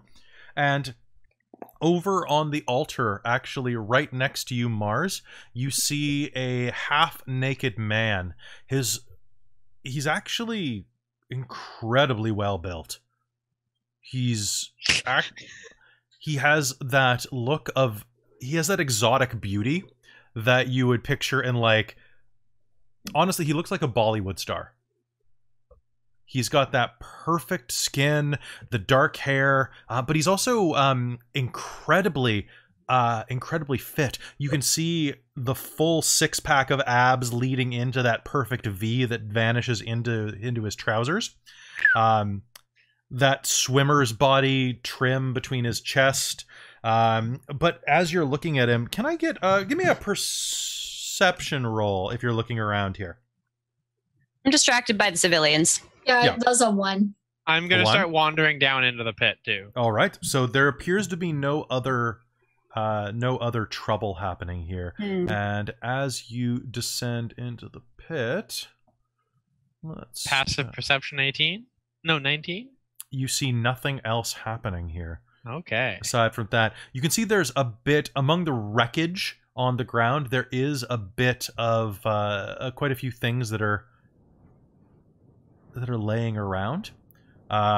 Just to describe the setting again, there's an altar in the center, flanked by 3 pillars and 1 pillar that almost crushed the altar but didn't. Around it, you can see that there is a huge gold urn next to the altar. Inside, you can't see into its depths, its lid is on. Laying next to the dead priestess is a large, almost short sword length curved dagger. And set into its pommel is a brilliant emerald, roughly the size of the tip of one of your fingers. Actually, about the size of the tip of your thumb. That goes well into my next thing, which was What do they have on them? Or what do they have on them? I want Alright. to do looty loot. Okay, so most of the cultists are each armed with a scimitar. So you'll be able to pick up 10 scimitars, if you so choose. It's a lot of scimitars. I don't think I need to pick up 10 scimitars. No? You could always resell them later. That's true. We have a bag of holding. We can just pick up 10 scimitars. Yep. Yeah. Okay. So I want everyone, everyone who's looting the bodies, make me an investigation roll. I will not bother with the bodies until after I've calmed down the freaking out civilians. Make me a persuasion roll. All right, that sounds like a great idea. Investigation, you say? Yep. Do not be afraid. I am friendly. I rolled a 2. Fish are friends, not food? I think I'm just too distracted with my 1. 25. I would love 3 for persuasion. Okay. So one of the men is going to look up at you, and he's just going to pass right out. Oh. The other one is going to look up at you. Okay, you seem cool. He got a 20 on insight. Don't freak out. I'm fine. I'm really fine. I'm totally fine. Can we How are you? something about your friend? I'm good. Oh, he's a bit of a pussy. And then I got a 25 on that investigation roll. Okay, Malia, what are you doing? I guess going down and looking among those I rather thoroughly crisped and seeing if any are villagers and. All right. It does Need not some appear healing. so. It's just the 2 that are over by Tia right now, actually. So as you are looking around, Farah is still slowly descending. Okay, there's a difference between not wanting to fall and falling a little too slow. Almost there. Ooh, I can kind of angle this. Hold on. Mars, as you're looking down at this man, he looks up at you with wide brown eyes, and he has a gag wrapped around his head. Can I undo it? Absolutely. Absolutely. Hey, thank you. The smolder. He can't, his arms are bound, but thanks. Oh man. Hey, I owe you one. Is he speaking with an accent? Strangely not. It seems like he should have an accent because everyone else in this area does, but Yeah. honestly, he has a voice that sounds kind of similar to Tom Cruise. Okay, because I was gonna say like if it was English, I was just gonna stab him in the face. It's not a British accent. It's Okay. it's just like it's the common version of an American accent. Oh, okay. The California coastal Yeah. West Coast He kind of accent sounds that's like, been did there anybody all ever life. watch Full House? Yeah. He kind of sounds like that Steve character. Oh, okay. Hey, thanks. Can you maybe undo these bonds? If not, I mean, I can probably get them undone now that I don't have a crazy snake lady over me. You're not a crazy snake lady, are you? Hyde's tail. No, just kidding. No, I'm not. All right. Zeno, as you are poking around through things, you are going to find...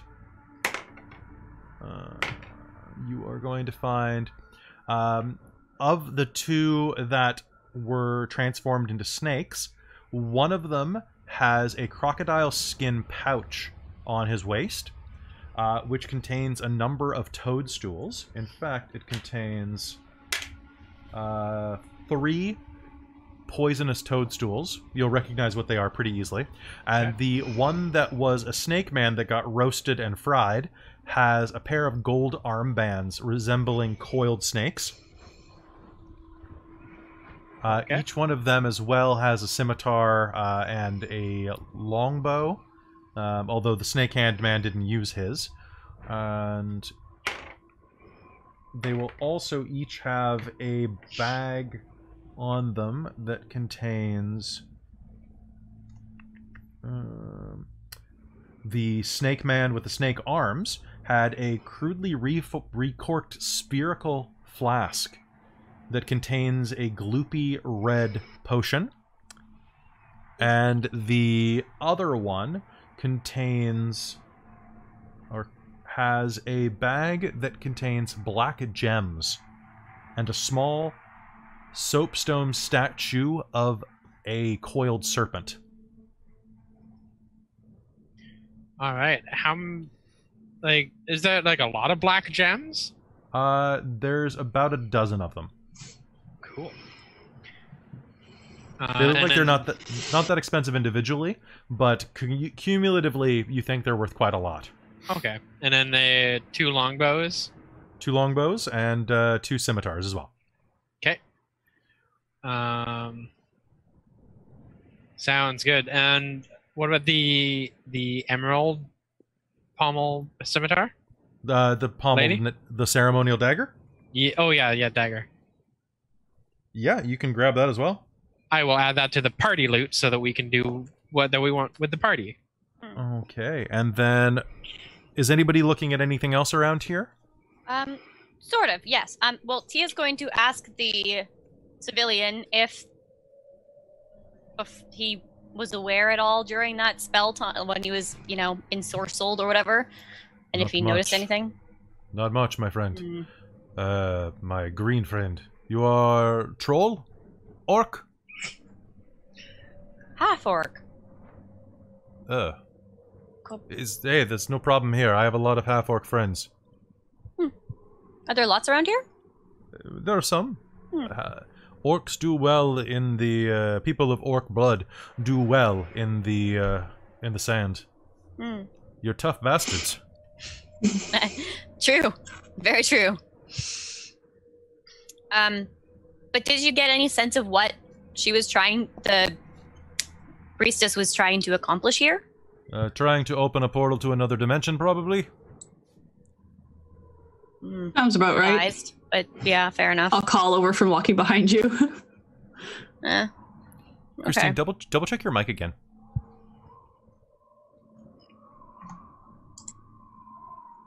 What about it?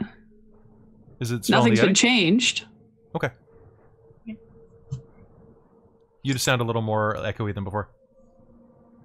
Don't know why, because nothing's been touched since we left. I didn't turn anything off or Okay, anything. you sound fine now. Never mind. My bad. Might have just been stream hiccup. It was just my headphones. I'm using earbuds right now, so they're a little weird. Yeah. Okay. So, no, it's probably resurrecting dead gods. Usual snake people stuff. Honestly, this is the first I've encountered snake people, so I don't really know what counts as usual snake people stuff. You're lucky. This man's probably in his early 40s, fairly pale. In spite of the tan, he looks like he's probably had a decent amount of blood drained out of him. Wearing a nice flowing robe as all of them. I think they were going to convert us with whatever's in that jar. I'd be careful about opening it. Big call. The big golden jar over there. Oh. Do you see it over there? So it's actually right near where Mars is standing over the man, Okay. the prince. Hey, Mars, be careful with that. I think whatever's in that jar was supposed to convert people. Yeah, they were gonna put one of those in me. Maybe, I don't know. They were gonna put them in those guys at least. Hey, do you mind untying my arms, yeah, pretty sure. demon girl? Thanks very much. Oh, thank you. Any particular reason they wanted, you? I'm a prince. Yeah, but what does that have to do with being sacrificed? I don't know, royal blood? Ransom? No, I think they were just gonna kill me. Well, what does Blood's the prince... blood. I suppose so. Shoot, what does a prince normally do at times like this? My subjects! Thank you for coming to my aid! I heartily thank you, and, Ain't no subject of yours. Dude, we don't even know your name. Oh, I mean, I'm Uri of Abysam. Insight? Yes, please. Oh no, that's not a good insight roll. 7! Cool. No. Hey, let me try. No, what? Let me try. 25. I got another nat 20. Yeah, it seems legit. He seems like a prince. As you are, I'm Uri of Abisam, the prince of all these lands. You two aren't buying it, and Mars, you're not. It's weird. You don't doubt that he's a prince, but you can tell that he's lying. You haven't lived here. I haven't not lived here. In fact, I am. I'm gonna untie my legs. Unties his legs. I'm still picking stuff up from bodies, so I'm having fun. Look, you saved me, and I don't really have that much gold on me right now, because I'm traveling incognito. It means that they can't know that I'm. Yes. I guess I wasn't doing. Incognito is a common word. Yeah, but then I just realized I said I was traveling incognito, but then I already told the villagers that I was a prince. So okay, I'm not good at this necessarily, so So let's get you back to the village so that we can get our reward and avoid the storm. Yeah, that sounds good. Yeah? That sounds great. How many villagers did they say had been captured? I don't think they said. I think it was just They these guys. did. Was it? I don't Yeah, remember. no, the number we have here checks out. Okay. Okay, cool. They said 2? They didn't say 2, but that's... Because my impression was that they told us 4. Well, we have the number of people that we had the number of tracks for, so... Okay. I just remember the 2. Alright. Let's see. Hey, Kelly. Yes. Dude who was shooting snake arrows, were those, like, because snake person, or were they actual special arrows? They were actual snakes. They were actual... Okay. He shot snakes. So as you are looting him, you'll actually see that his quiver is mostly empty.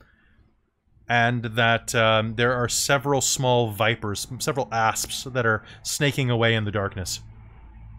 Okay. That's acceptable. Legit Conan reference. Legit. Like, super legit. Snaking off. I'm getting this weird feeling that you might be part of the extended royal family, but you're not the one that we're looking for. Who are you looking for? Malia? Tia? I don't know, they just said a prince. They just said the prince. The prince. One, singular. How can you... But it does feel like you're lying slightly to us. Well, I It mean... seems like you a know- prince. I've never really met that many princes, though. So. Well,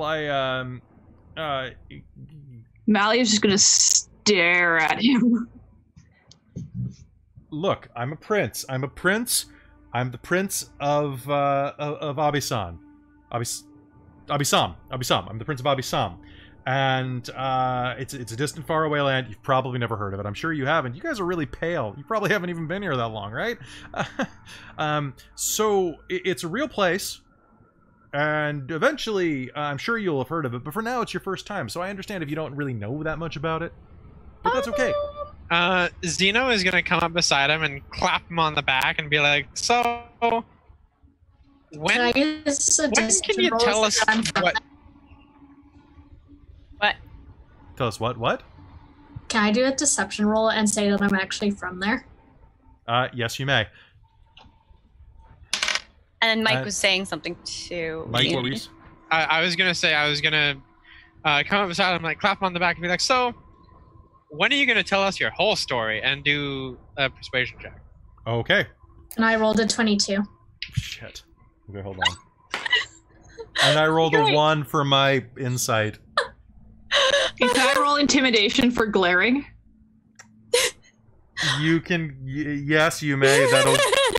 That will give Mike advantage on his roll. Tia's gonna turn to Okay. the civilian and go, 18. what? Mike, you have advantage. Zeno, you have advantage on your roll. Tia, you turn to the civilian. Just My friend, go, I don't really care. I just want to get out of here. My Fair. name's Amat. Amat. Matt. Like- Matt. Like my name was Matt, and I was like, it's a nice day. Matt. Okay. Yeah, just, you've That's got great. it. Okay, You've cool. got it, and you are Tia. pretty green skin. Good. Okay, It's just green. you're not green. No, I said it's just green. Okay, so Tia. Yeah. Yeah, Tia, it's nice to meet you. How about we get the hell out of here before something bad happens?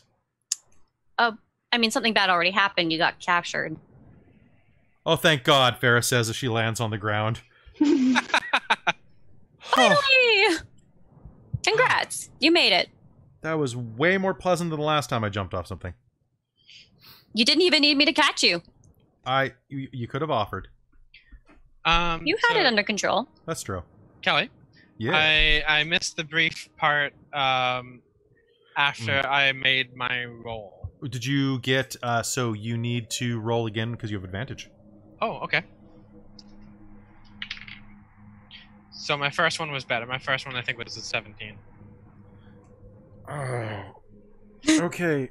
And Mars at that point used. So when are you gonna tell us the whole story? Glare. And Mars got a nat 20 on. No, 22. Okay, a 22 on. Oh, I'm from there. Yeah. You can't be from there. Nobody's.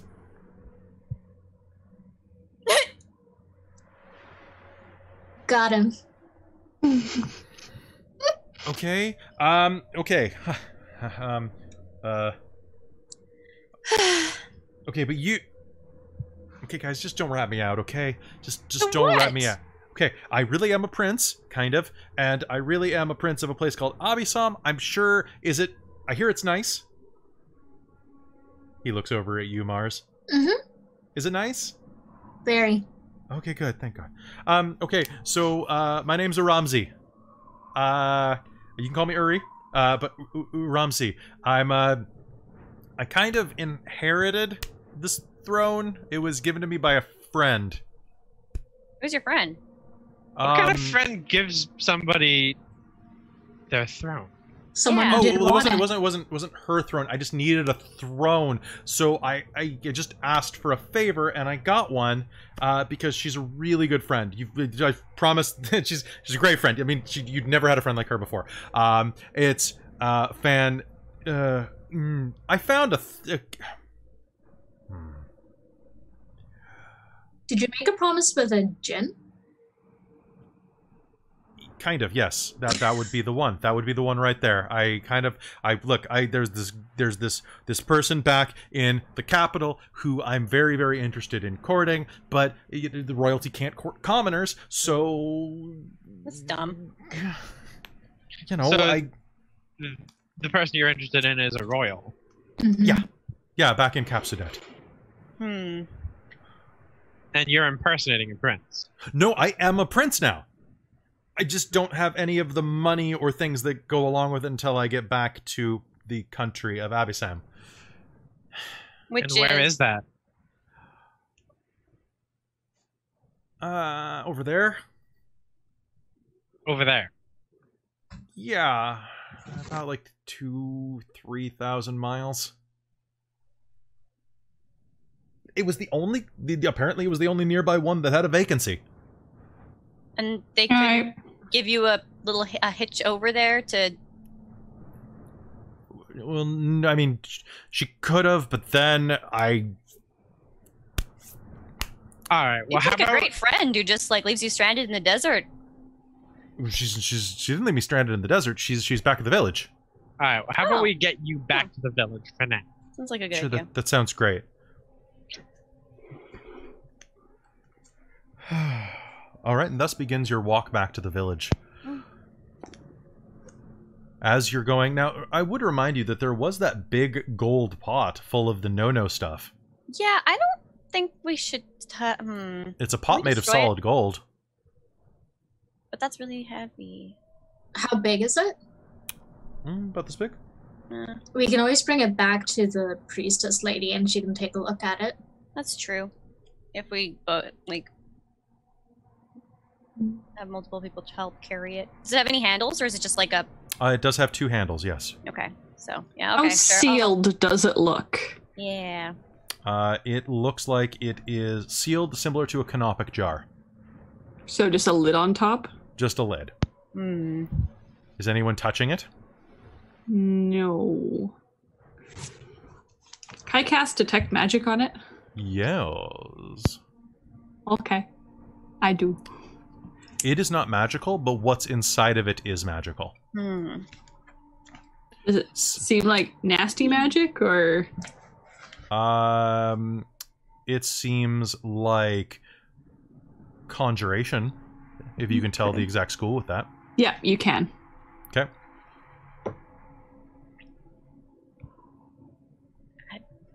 Hmm. You could just be very careful as we carry it. Why don't we just hit it with Dispel Magic? Can I we just put it in the don't have bag of that. holding? Oh, I have that. But Farrah has it. Oh, Yeah, I Farrah. can just- Yeah, please do. Can Like, I have to see something to cast it on, so you'd have to open the lid. Okay. Ooh. Do we have a? Does someone just want to run up and kick it? Shoddy not. Okay. Mike, take a point of inspiration. I'm gonna run up and kick it. Gonna stand clear. Okay. We could have probably Mike. just used like a wind spell to like knock it over, maybe. Well, yeah, but that's not Xeno's style. He just runs. Xeno runs up, you kick it over. As you kick it, a pair of writhing snakes made up of glittering stardust are going to fly out of there, searching, weird. flashing around, looking for the nearest bodies. They are going to immediately hone in on Farrah. And one moment, please. I got to roll my dispel. I don't think I ever dismissed the lightning cloud. I don't think you did either. Okay, and they will make their dex saves. One of them succeeds in launching before the other one. She is going to dump her spell points into Twin Spell. And is going to, seeing these, she's actually going to switch the spell mid-cast into Banishment. There. And they are going to fizzle out of existence and go back to their home plane. Good. As they are struck by lightning. Good job, everyone. You struck them with lightning as well. Good job. Oh, okay. Good job, You struck, team. but like they're mid-air, and she's like, "Oh shit!" I'm gonna So put the golden pot into the bag of holding. Does it fit? Sure. I don't remember how big the bag of holding is. No, I think you actually have to carry this pot. I think we do. Yeah. Oh well, at least we don't have to worry about snakes coming out of it now. Farrah's gonna shoot you a look, Malia, over her shoulder. Thanks. So I think those were possession snakes. I think you're right. I don't know anything about that, but I mean, it sounds like it was right. Sounds like something they'd do. yeah. All right, let's. Snake Fair. people are dicks. Let's I skedaddle. agree. Yeah, Oh, let's leave. And they had That's- funny accents. Yeah, what was up with that? Right? They Right. sound like elves. Ugh. Does the altar seem at all magical? The altar seems like, yes, it is, actually. You think there's a mild evocation effect cast on the surface. Mm-hmm. So If it might you be. It's part of their like ritual, essentially. Actually, make me an investigation roll.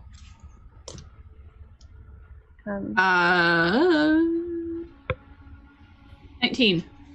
19. So as you walk up and you touch the altar, you can actually feel that it's warm to the touch through your gloves. Mm-hmm. You think, and as you're touching it, you notice that, actually re-roll that because you have advantage. It's because it's stone. No, still. Still? Okay. As you are investigating it, you will see that it looks like this top slab of the altar can be shifted. I shove it. Okay, hold on one moment. Let me just... I run up and kick it. No, you're not paying attention. No, Okay. I'm waving a golden pot around. Yeah. Okay, so inside, you are going to find... More snakes. More snakes, yes. Honestly. Lightning you are, bolt. you are going to find a simulacrum. How to say this better? You are going to find that inside is a carved sarcophagus of a man with the head of a snake, very similar to that one. The sarcophagus looks like it's been heavily damaged by age. It was gold leaf and some type of, maybe cypress, some type of wood. Underneath, however, through the cracked wood, you'll see that there's the skeleton of a snake man, and he's covered in gold and gems. Probably all cursed, though. Possibly. He has a full wreathed headdress made of pure gold, as well as he's holding a pair of scepters across his chest, and is covered in various wrappings, and you can see there are several jars at his feet. Hey, Farah. Yeah. You want to help me check this for magic and curses? Roger, roger. That's a lot of gems. Holy. Headdress is cursed. Okay. That's where I would curse anyway. I think the rest is good to go. He might come back to life if we touch the headdress. Yeah. Let's try not to do that. Maybe cut his head off first, just in case. That sounds like a good idea. Tia's gonna grab her scimitar out and just behead him. Okay. It goes through like basically paper mache. Oh yeah, what do their tongues look like? Forked. Oh, okay. I mean, this one doesn't have a tongue anymore, but normally forked. Huh. All right. Weird. Okay. Is gonna start loading up all the stuff into the golden pot. Okay, so But yeah, no, Tia actively looks in the mouth to be like, how does it look like? What you will From that find previous conversation. inside is you will find green and gold ceremonial scale armor patterned like snakeskin. So that is actually, after Farah takes a look at it, because she's probably quickest at it, that is +1 scale mail. Let me pull up what scale mail does. And then you will also see that he I has... have the player's handbook. Yeah. Scale mail. He has 6 potted clay urns. Okay, each of which has... What am I wearing? There we go. Each of which contains 54 gold pieces. Huh. Precisely 54. Huh. All right. Which means that out of the pile, you are going to be able to get 312 gold coins. Nice. Nice. And Hello. Gems. Gems. As you are looking, you are going to find... Oh. You will find mottled gray precious gems and a smoky quartz crystal that looks like it was an arcane focus at the tip of a wooden staff. The gray precious gems are worth about, you'd say probably about like 80 or 90 gold total. Okay. So looking at the scale mail, we could... I don't think it's useful for any of us. What are the stats on it? 14, but plus dex modifier to a maximum of +2. And it's +1. And it's +1, but it's also disadvantage on stealth checks. Because it's scale. Yeah. If it was a breastplate, it would be a different matter, but no. Scale mail.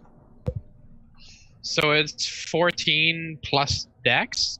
So you can get a max of 17 AC out of it. But you have disadvantage on... That's So- yeah. Oh. So if your dex is +3, it's less than what you'd get from like a breastplate, or no, not that. Yeah, because right now I'm at +4, so I wouldn't want it. Mm-mm. Yeah, my dex is +4. Yeah, you could always save it and sell it later. That's what I'm thinking. Yeah. I think we should just sell it. I mean, Yeah, my half plate's better than it. So yeah, because yours gets that crit prevention basically. Mm-hmm. Well, Yeah. it's also it's half plate, so it's 15 Hmm. plus dex. Yeah, see, Yeah. my usual armor is 12 plus dex.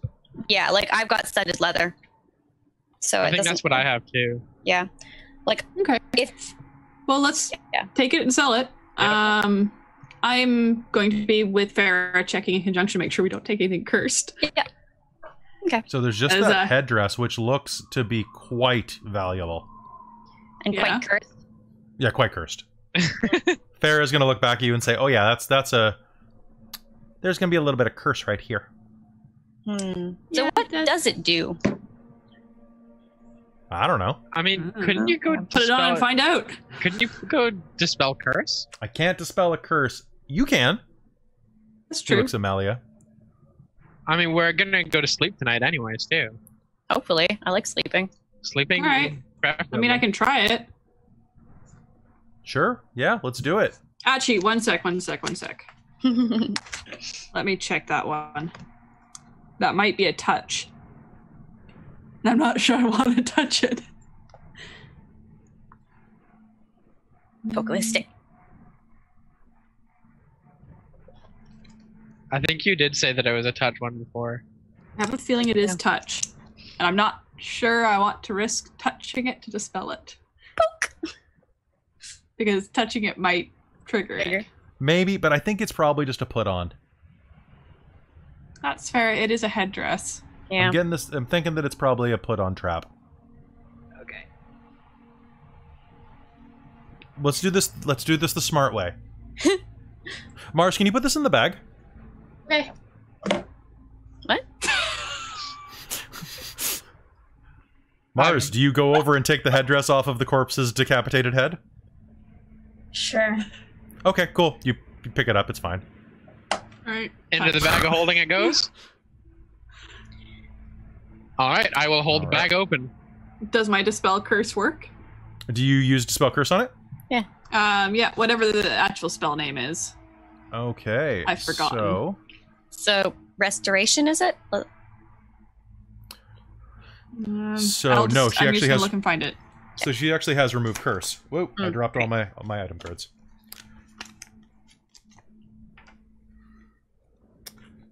Do I have to do some sort of save? Nope. Okay. Just hold it still for a moment. Basically, you were just a litmus test. Yeah. Because you're basically indestructible, so that's what Farah was thinking. Okay. Oh, actually.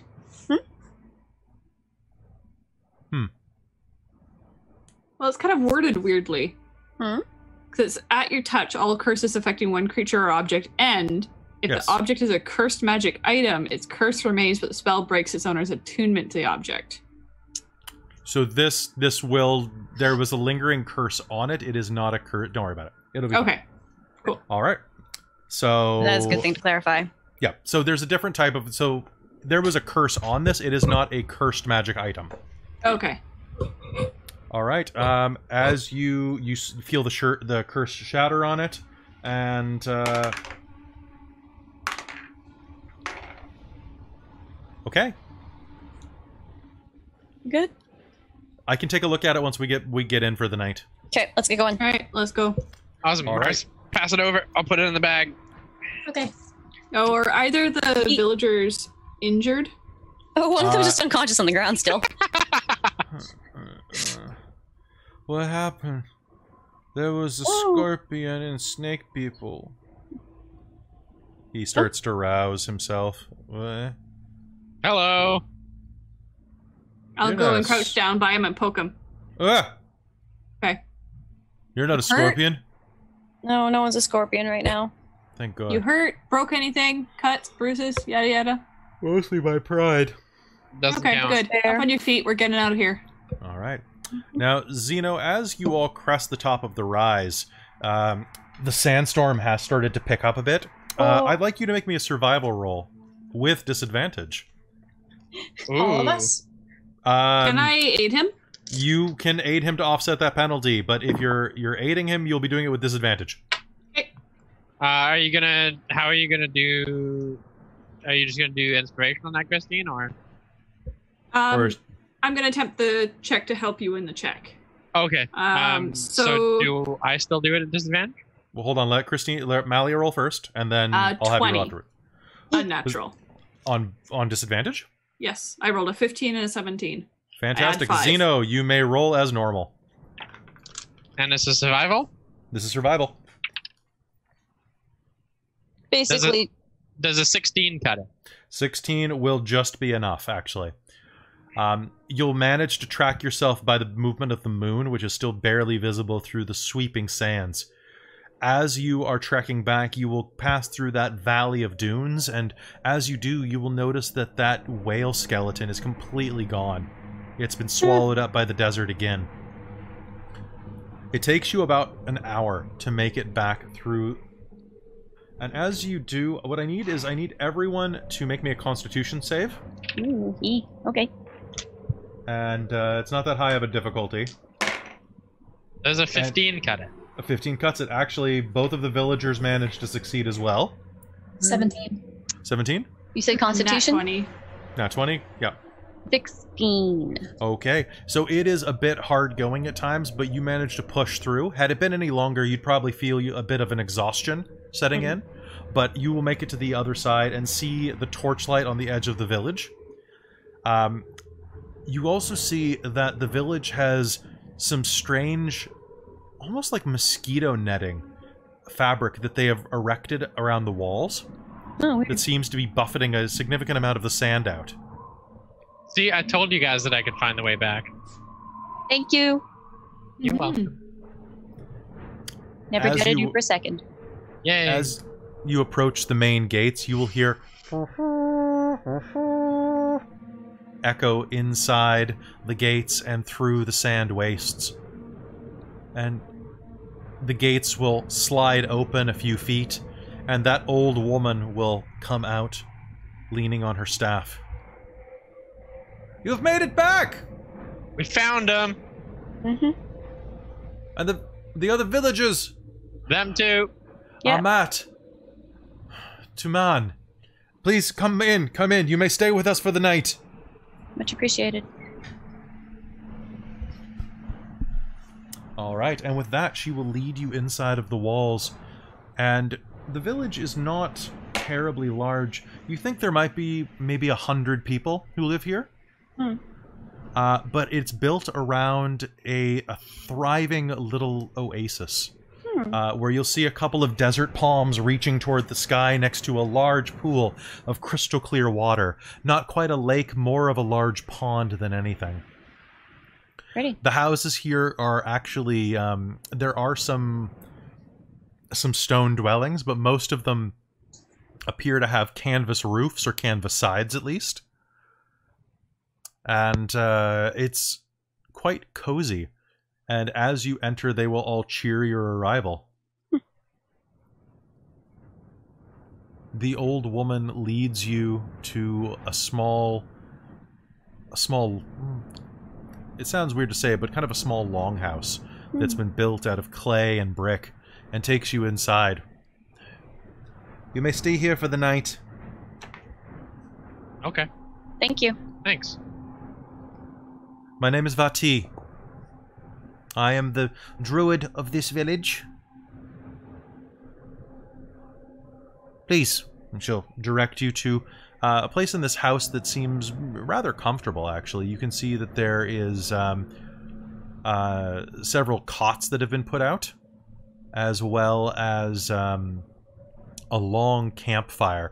For as you, well, more like a stone hearth that stretches the length of the center of the room. For as you were walking home tonight, you realized how cold the desert was getting. Your breath was actually beginning to show on the air as you were coming home. And as she shuts the large wooden doors, you can actually hear the desert winds drowned out. Wow. Thank you for doing this dirty work. I do appreciate it, and I'm sorry I called you a snake woman. Farah shrugs. Scales, right? Scales. You may stay here the night.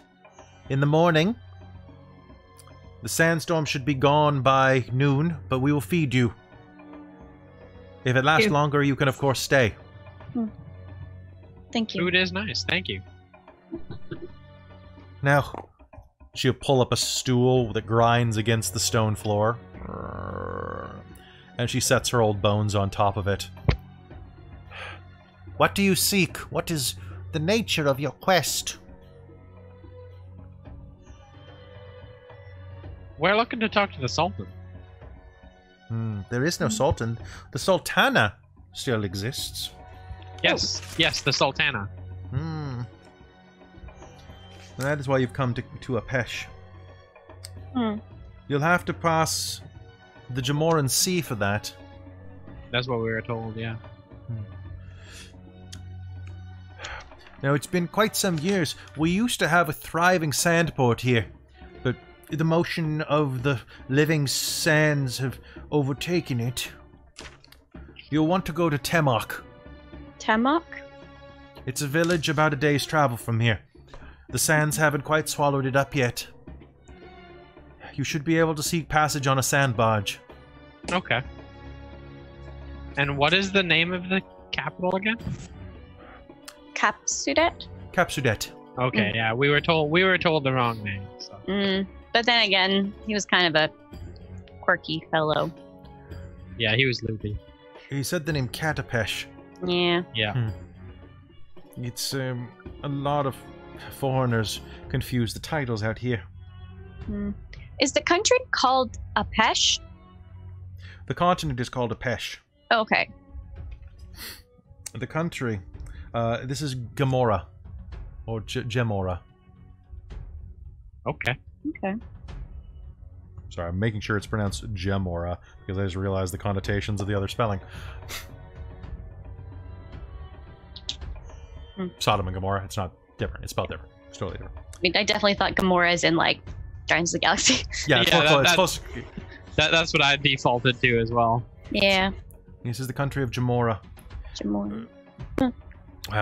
Well, it's kind of in a state of decay right now. With the Sultan's passing, many of the principalities have fallen. In fact, I believe that Capsudet has only been the capital for some 50 years.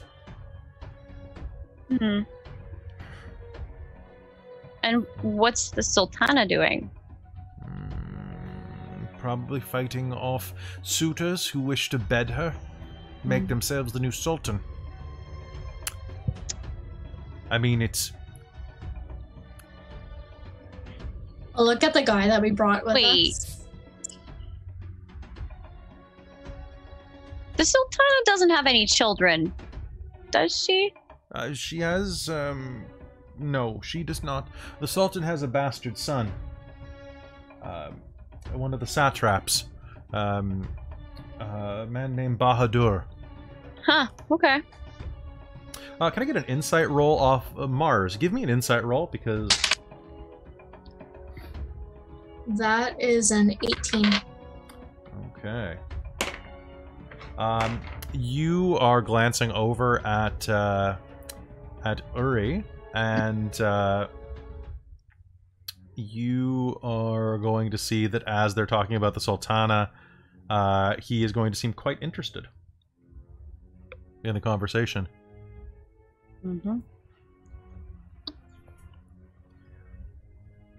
Kind of very interested.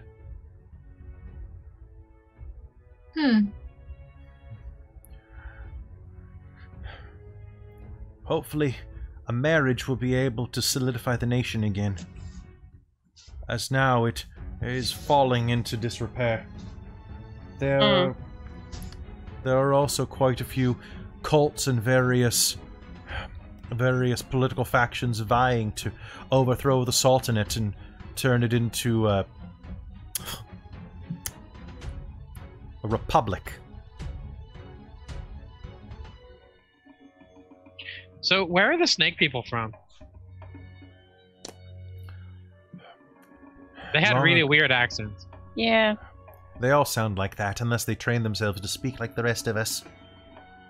They are from a shattered empire. They once tried to colonize all of the lands. Hey, that's what they do. I figured I'd pick an accent that seemed appropriate. They seem perfectly civil. They boil all of their food. No, I'm not going to go there. Even their living sacrifices. They speak a dialect that is much more akin to Old Elvish. That's why they have that similar sibilant accent.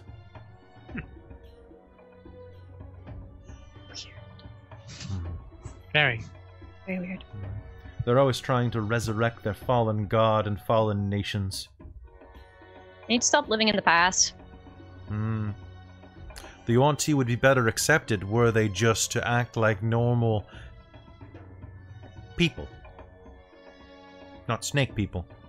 I mean, look at this. We're sitting here just fine with pointy-eared people, demon people, short people, and pig people. And what people? Pig. Aren't orcs pot pig? No. I thought that the word came from the root pork. No. No. It's not even a common word in common. Orc? I mean, that's the translate. Like, yeah, kinda, but that's... My apologies. I've met a lot of orcs with upturned noses. So I've met a lot of elves that have like...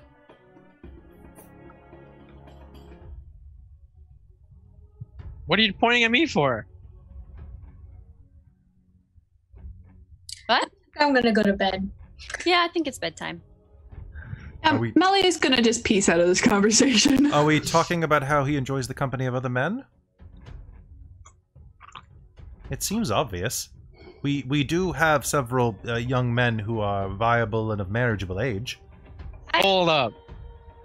I don't think... Nah. But you seem so well dressed. I know I'm stereotyping, but I'm an old woman. Give me a break. Yeah, because I'm a noble. You're a prince too? The other Yes. prince says. Yes, oh, nice, I am. man. You should come. We should come hang out sometime. My prince place at your prince place. At least I know where my prince place is. I know where my prince place is. It's over there. Prince place. Prince place. Prince place. Place. So, didn't you get kicked out of your prince place? Yeah. I offered to leave because they didn't like me. So you Oh, see, nice. I don't even know if my place dislikes me yet, so that's great. I got a one-up on you, buddy. voluntary banishment? Let's go with voluntary exile. That's fair. Hey, Mars, the prince turns to you. You're right. We should probably go to bed. Shall we go to bed? Let's go to bed. We? What? Well, I mean, we should probably get some sleep and leave them to talk. I owe you one. Okay. Every time. Go How have does fun, this keep Mars. happening? Huh? Sure. Oh. It doesn't even need persuasion rolls. Come over to this corner. Let me knight you. I could probably get more information out of him about the lady friend of his. That's true. Mm-hmm. All right. So, with that, we're just going to transition throughout the night. So, everybody who's going to sleep, raise your hand if you're going to sleep. All right. Ish, are you just going to try to pump him for information, or are you just trying to, or just the first half of that sentence? Yeah. Do you want me to do a persuasion roll? Yeah, give me a persuasion roll. Shouldn't that be a seduction roll? Don't you need a sleight of hand roll? He's not that. He's not that slight. Can I do that too? If it doesn't work, can I just do a sleight of hand roll? Make me a sleight of hand roll to get advantage on the persuasion roll. Okay. So. My God. Get a nat 1 on the sleight of hand, punch him in the face. No, Have you guys ever seen the movie The New Guy? No. She broke it. The sleight of hand is at a 24. Is he? Well, she's merrily had lots of distracted? practice. Yeah. What would you like to ask him? He is putty in your hands. In my hands, nothing turns to putty. It's hard for me not to keep it like super PG on this. You don't know. You can be PG-13. But anyway, what would you like to ask him? Pretty much as he can tell me about this female that he's trying to like impersonate being a prince for. Oh, in ways of like in a seducing way. I'll tell you guys in private chat after what I meant, but yeah. So she's trying to like get him to be like, oh yeah, and then talk about this girl. So what you're going to find out is that he's actually in a bit of a pickle. Okay. Because it's not just one person. Okay. He just He wants to marry into a family. He wants to stabilize the realm. Mhm. And he thinks that by marrying the Sultana, he can do so, even though he doesn't love her. He's in love with Bahadur, her son, or her stepson, The bastard son. the bastard son of the previous sultan. What a twist! Oh, Okay. damn. And Xeno's the game. Yeah. He's not. He's like, you know, He's just flamboyant. It's fine. he's just twice as gay as Xeno. Cool. But don't stop. That's what I was gonna ask. I was just like, so should I just leave? No, he's fine with this. Like he's you know what? On your sleight of hand roll an additional D8. 5. Cool. He's going to give you a point of inspiration to spend on that, and by humming under his breath while you're doing it. What? He's a level 8 bard. Oy vey. So yeah, he's going to basically just he'll explain his backstory, which is very, very succinctly. He was a common street urchin and bard who played in the city's capital to make his living, along with his best friend. They both were captured by the city guard and were pardoned by the satrap, the prince Bahadur, for being willing to do a very dangerous quest. They succeeded in doing so. He encountered Safra, who is his djinn friend, who had been enslaved to a magic relic, and he got 3 wishes, and he sure did accidentally use he used the second one. He said, first I wish I was a prince, and his second wish was, oh, I wish you were free, but then that she no longer has the ability to cast Wish because she has no access to the relic that she was separated from. Oops. So instead of saving it for the third wish. Yeah, he messed that one up. He was a little he was premature. Mm. So that's basically his story. Okay.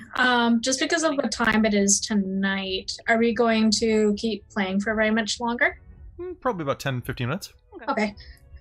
So if we wake up the next morning, convene, I'll let you guys know. Okay. So, and he'll fall asleep pretty quickly after that. You'll wake up the next day, and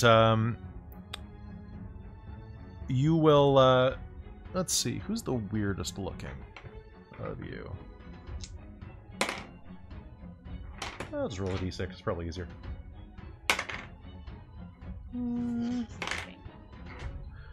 Alright, the next morning, Tia,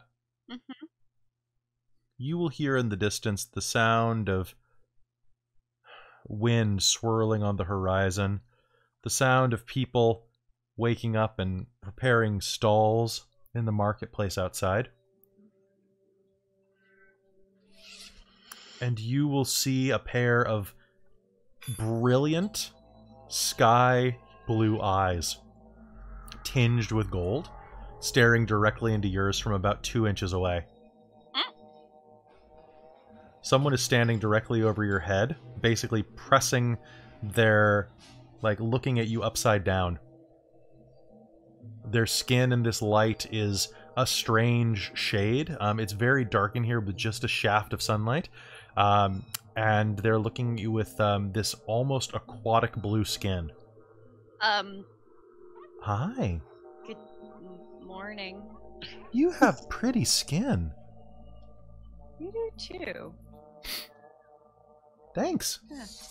I was made with it. Me too. Oh. I mean, I was born with it. What? Maybe it's Maybelline. What? What? Do you have any bacon? Bacon's really good, and they don't really eat bacon in this tribe. I was hoping you had some bacon. No. I heard you guys talking about pork last night. A misunderstanding. Oh. Sorry. But now I want bacon. Sorry about that. And as you blink, she has shifted location and is now sitting on a chair next to Malia. Who are you? Oh, I'm Safra. Nice to meet you. How's it going? Hey, hey, hey. Dwarf, Safra? dwarf. Safra. Dwarf. Oh, okay. Dwarf. You're the Dwarf. Ginny, aren't you? Are you a dwarf? I'm not a dwarf. Are you a dwarf, or are you just, she kicks you in the shin, Malia? Are you just, are you a dwarf? Are you a tall halfling? Are you a short human? What are you? I've never met a dwarf before. There aren't many dwarves out here. A lot of sand halflings. It's a sand halfling. It's like a halfling made of sand. Or, you know, that lives in the sand. That's a very different meaning. That's fair. Yeah. Hi. She waves down at you, Malia. I look at her very unimpressed.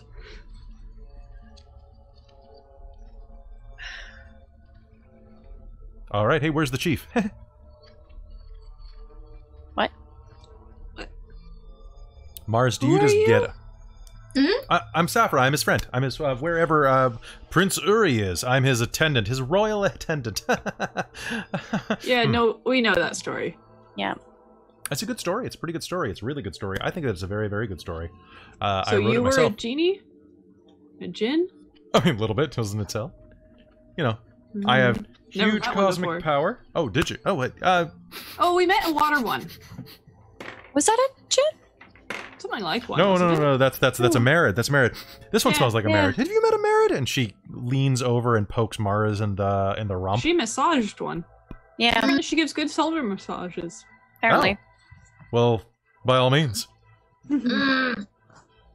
I think she's still asleep.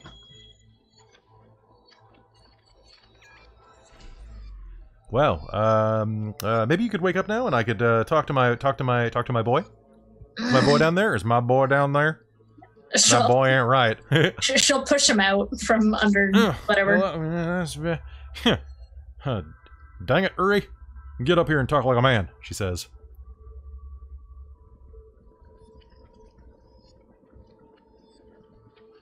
Just leave me alone. I want to go back to sleep.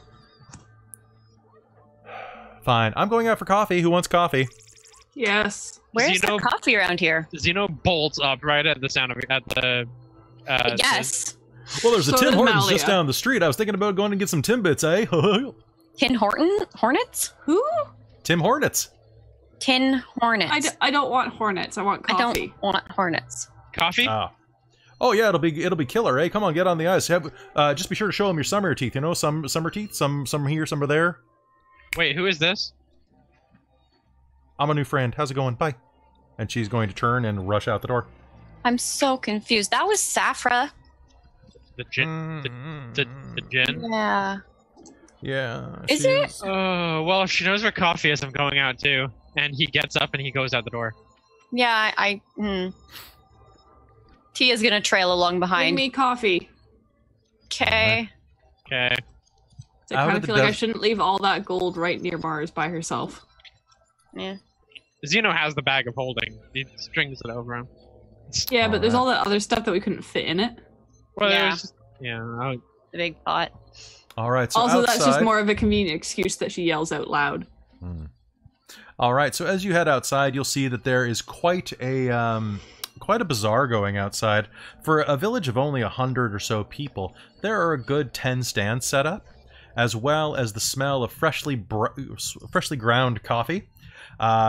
As you go outside, you'll immediately bump into the Saffra girl again as she turns around and hands you a paper box with a folding top. Pastries? Ooh, got your Timbits, eh? I'll open the box. And there are a bunch of what you recognize as small round pastries, like donut holes. Yeah. And it Yeah, what goes. do you- Nice. It's full of raspberry. Tasty. One. As you're looking at her, she's standing in front of you dressed in a pale khaki uniform with short sleeves, unflattering pants, and an apron. She's dressed in a perfect Tim Hortons outfit because she can do that. Of course. Oh, and I got your coffee, hey, hoser? And she'll hand you a... Why are you talking like that? Now I want donuts. Yeah, me too. Well, Oh. and she'll hand you a bunch of paper cups full of a fairly coffee. It's coffee. Fight me, Canada. It's coffee? It does it? Coffee's okay. coffee. Down it goes. I don't feel like I should be drinking something cold though. Okay. Oh, well, and she'll reach behind her back and reach out and hand you this strange cup full of a frothy, sloshy material that has like a straw made of a strange material jutting out of the top of it. Smells like coffee. Oh, she'll give it a try. Yep, it's an ice cap. Absolutely. I want one. Damn, that's good. All right, so she will hand you the cup of normal coffee, and as soon as you touch it, it'll turn into one of those. Okay. Xeno is just merrily drinking his hot coffee. All right. And with that, you will proceed back into the longhouse. And I agree, Tim Hortons is not great, but it's a weird reference to throw into the game. And I'm slightly too tired to do the manic Robin Williams right now. Also, doing it with a high-pitched voice feels kind of weird. All right, so as you re-enter the longhouse, there is a tap at the door, and the old woman Vati is standing at the door. The caravan is leaving as soon as you are ready. Be sure to pack all of your things. And here, and she'll set down 6 wrapped parcels that count as 4 days' rations each, and including water. That will be Nice. more than enough to take you across. Thank you. Thank you very much. Yeah. Thank you. And what will happen with you two? Uri stands up and brushes himself off. I have to continue on my quest to make it to Katapesh. I was actually wondering, wait, not Katapesh. I have to continue on my journey towards Capsudet. So you're going where we are. Yeah, actually, I was wondering if you wouldn't mind me tagging along. Sure. I'm very valuable. I could Yeah. write great stories about your deeds. And Jin friend coming too? Yeah, she should be. Can she get us more of that cold coffee slush thing? I think that could be arranged. She can come. That's awesome. Should she have a Canadian accent full time? No. Yes. Yes. All right. No, because And- then you're pigeonholing her to one. Oh, And that's she fair. could have many. Mm-hmm. That's fair. And she is suddenly going to just be... She's going to reach around the lot of you from where you guys are kind of all, like, huddled up. Mhm. And she's going to just... she's going to reach around all of you, put her head in the middle, look up at you and say, we're going to be the best of friends. I think that's probably where we're going to end game tonight. There. All right. So sorry that I set you guys up with a manic genie and a lascivious bard. You know, I am okay with a manic genie. Yeah, I gotta come Oh, up this with is some, great. gotta I come up just with love some that good somehow the story ended up a mash of Conan and Aladdin. Yeah, I know. I had a feeling you'd like this one. Yeah. All right, so that's going to be it for this session. I hope you tune into the next episode because it'll be a lot of fun as they continue on their way. And next New session, NPCs! new NPCs, and you guys will be finally making it on to the Stormhammer next session with luck. Oh, man. Oh my god. Oh man, I've missed her.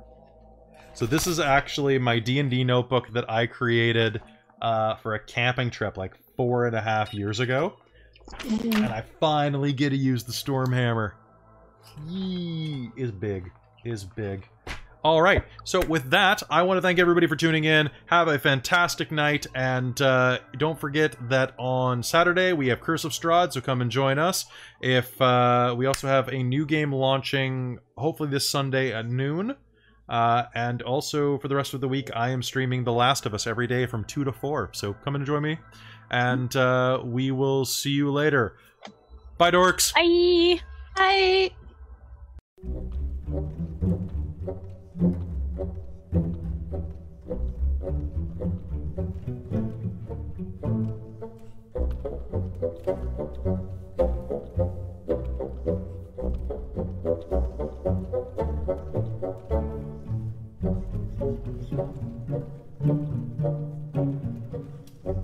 Thank you.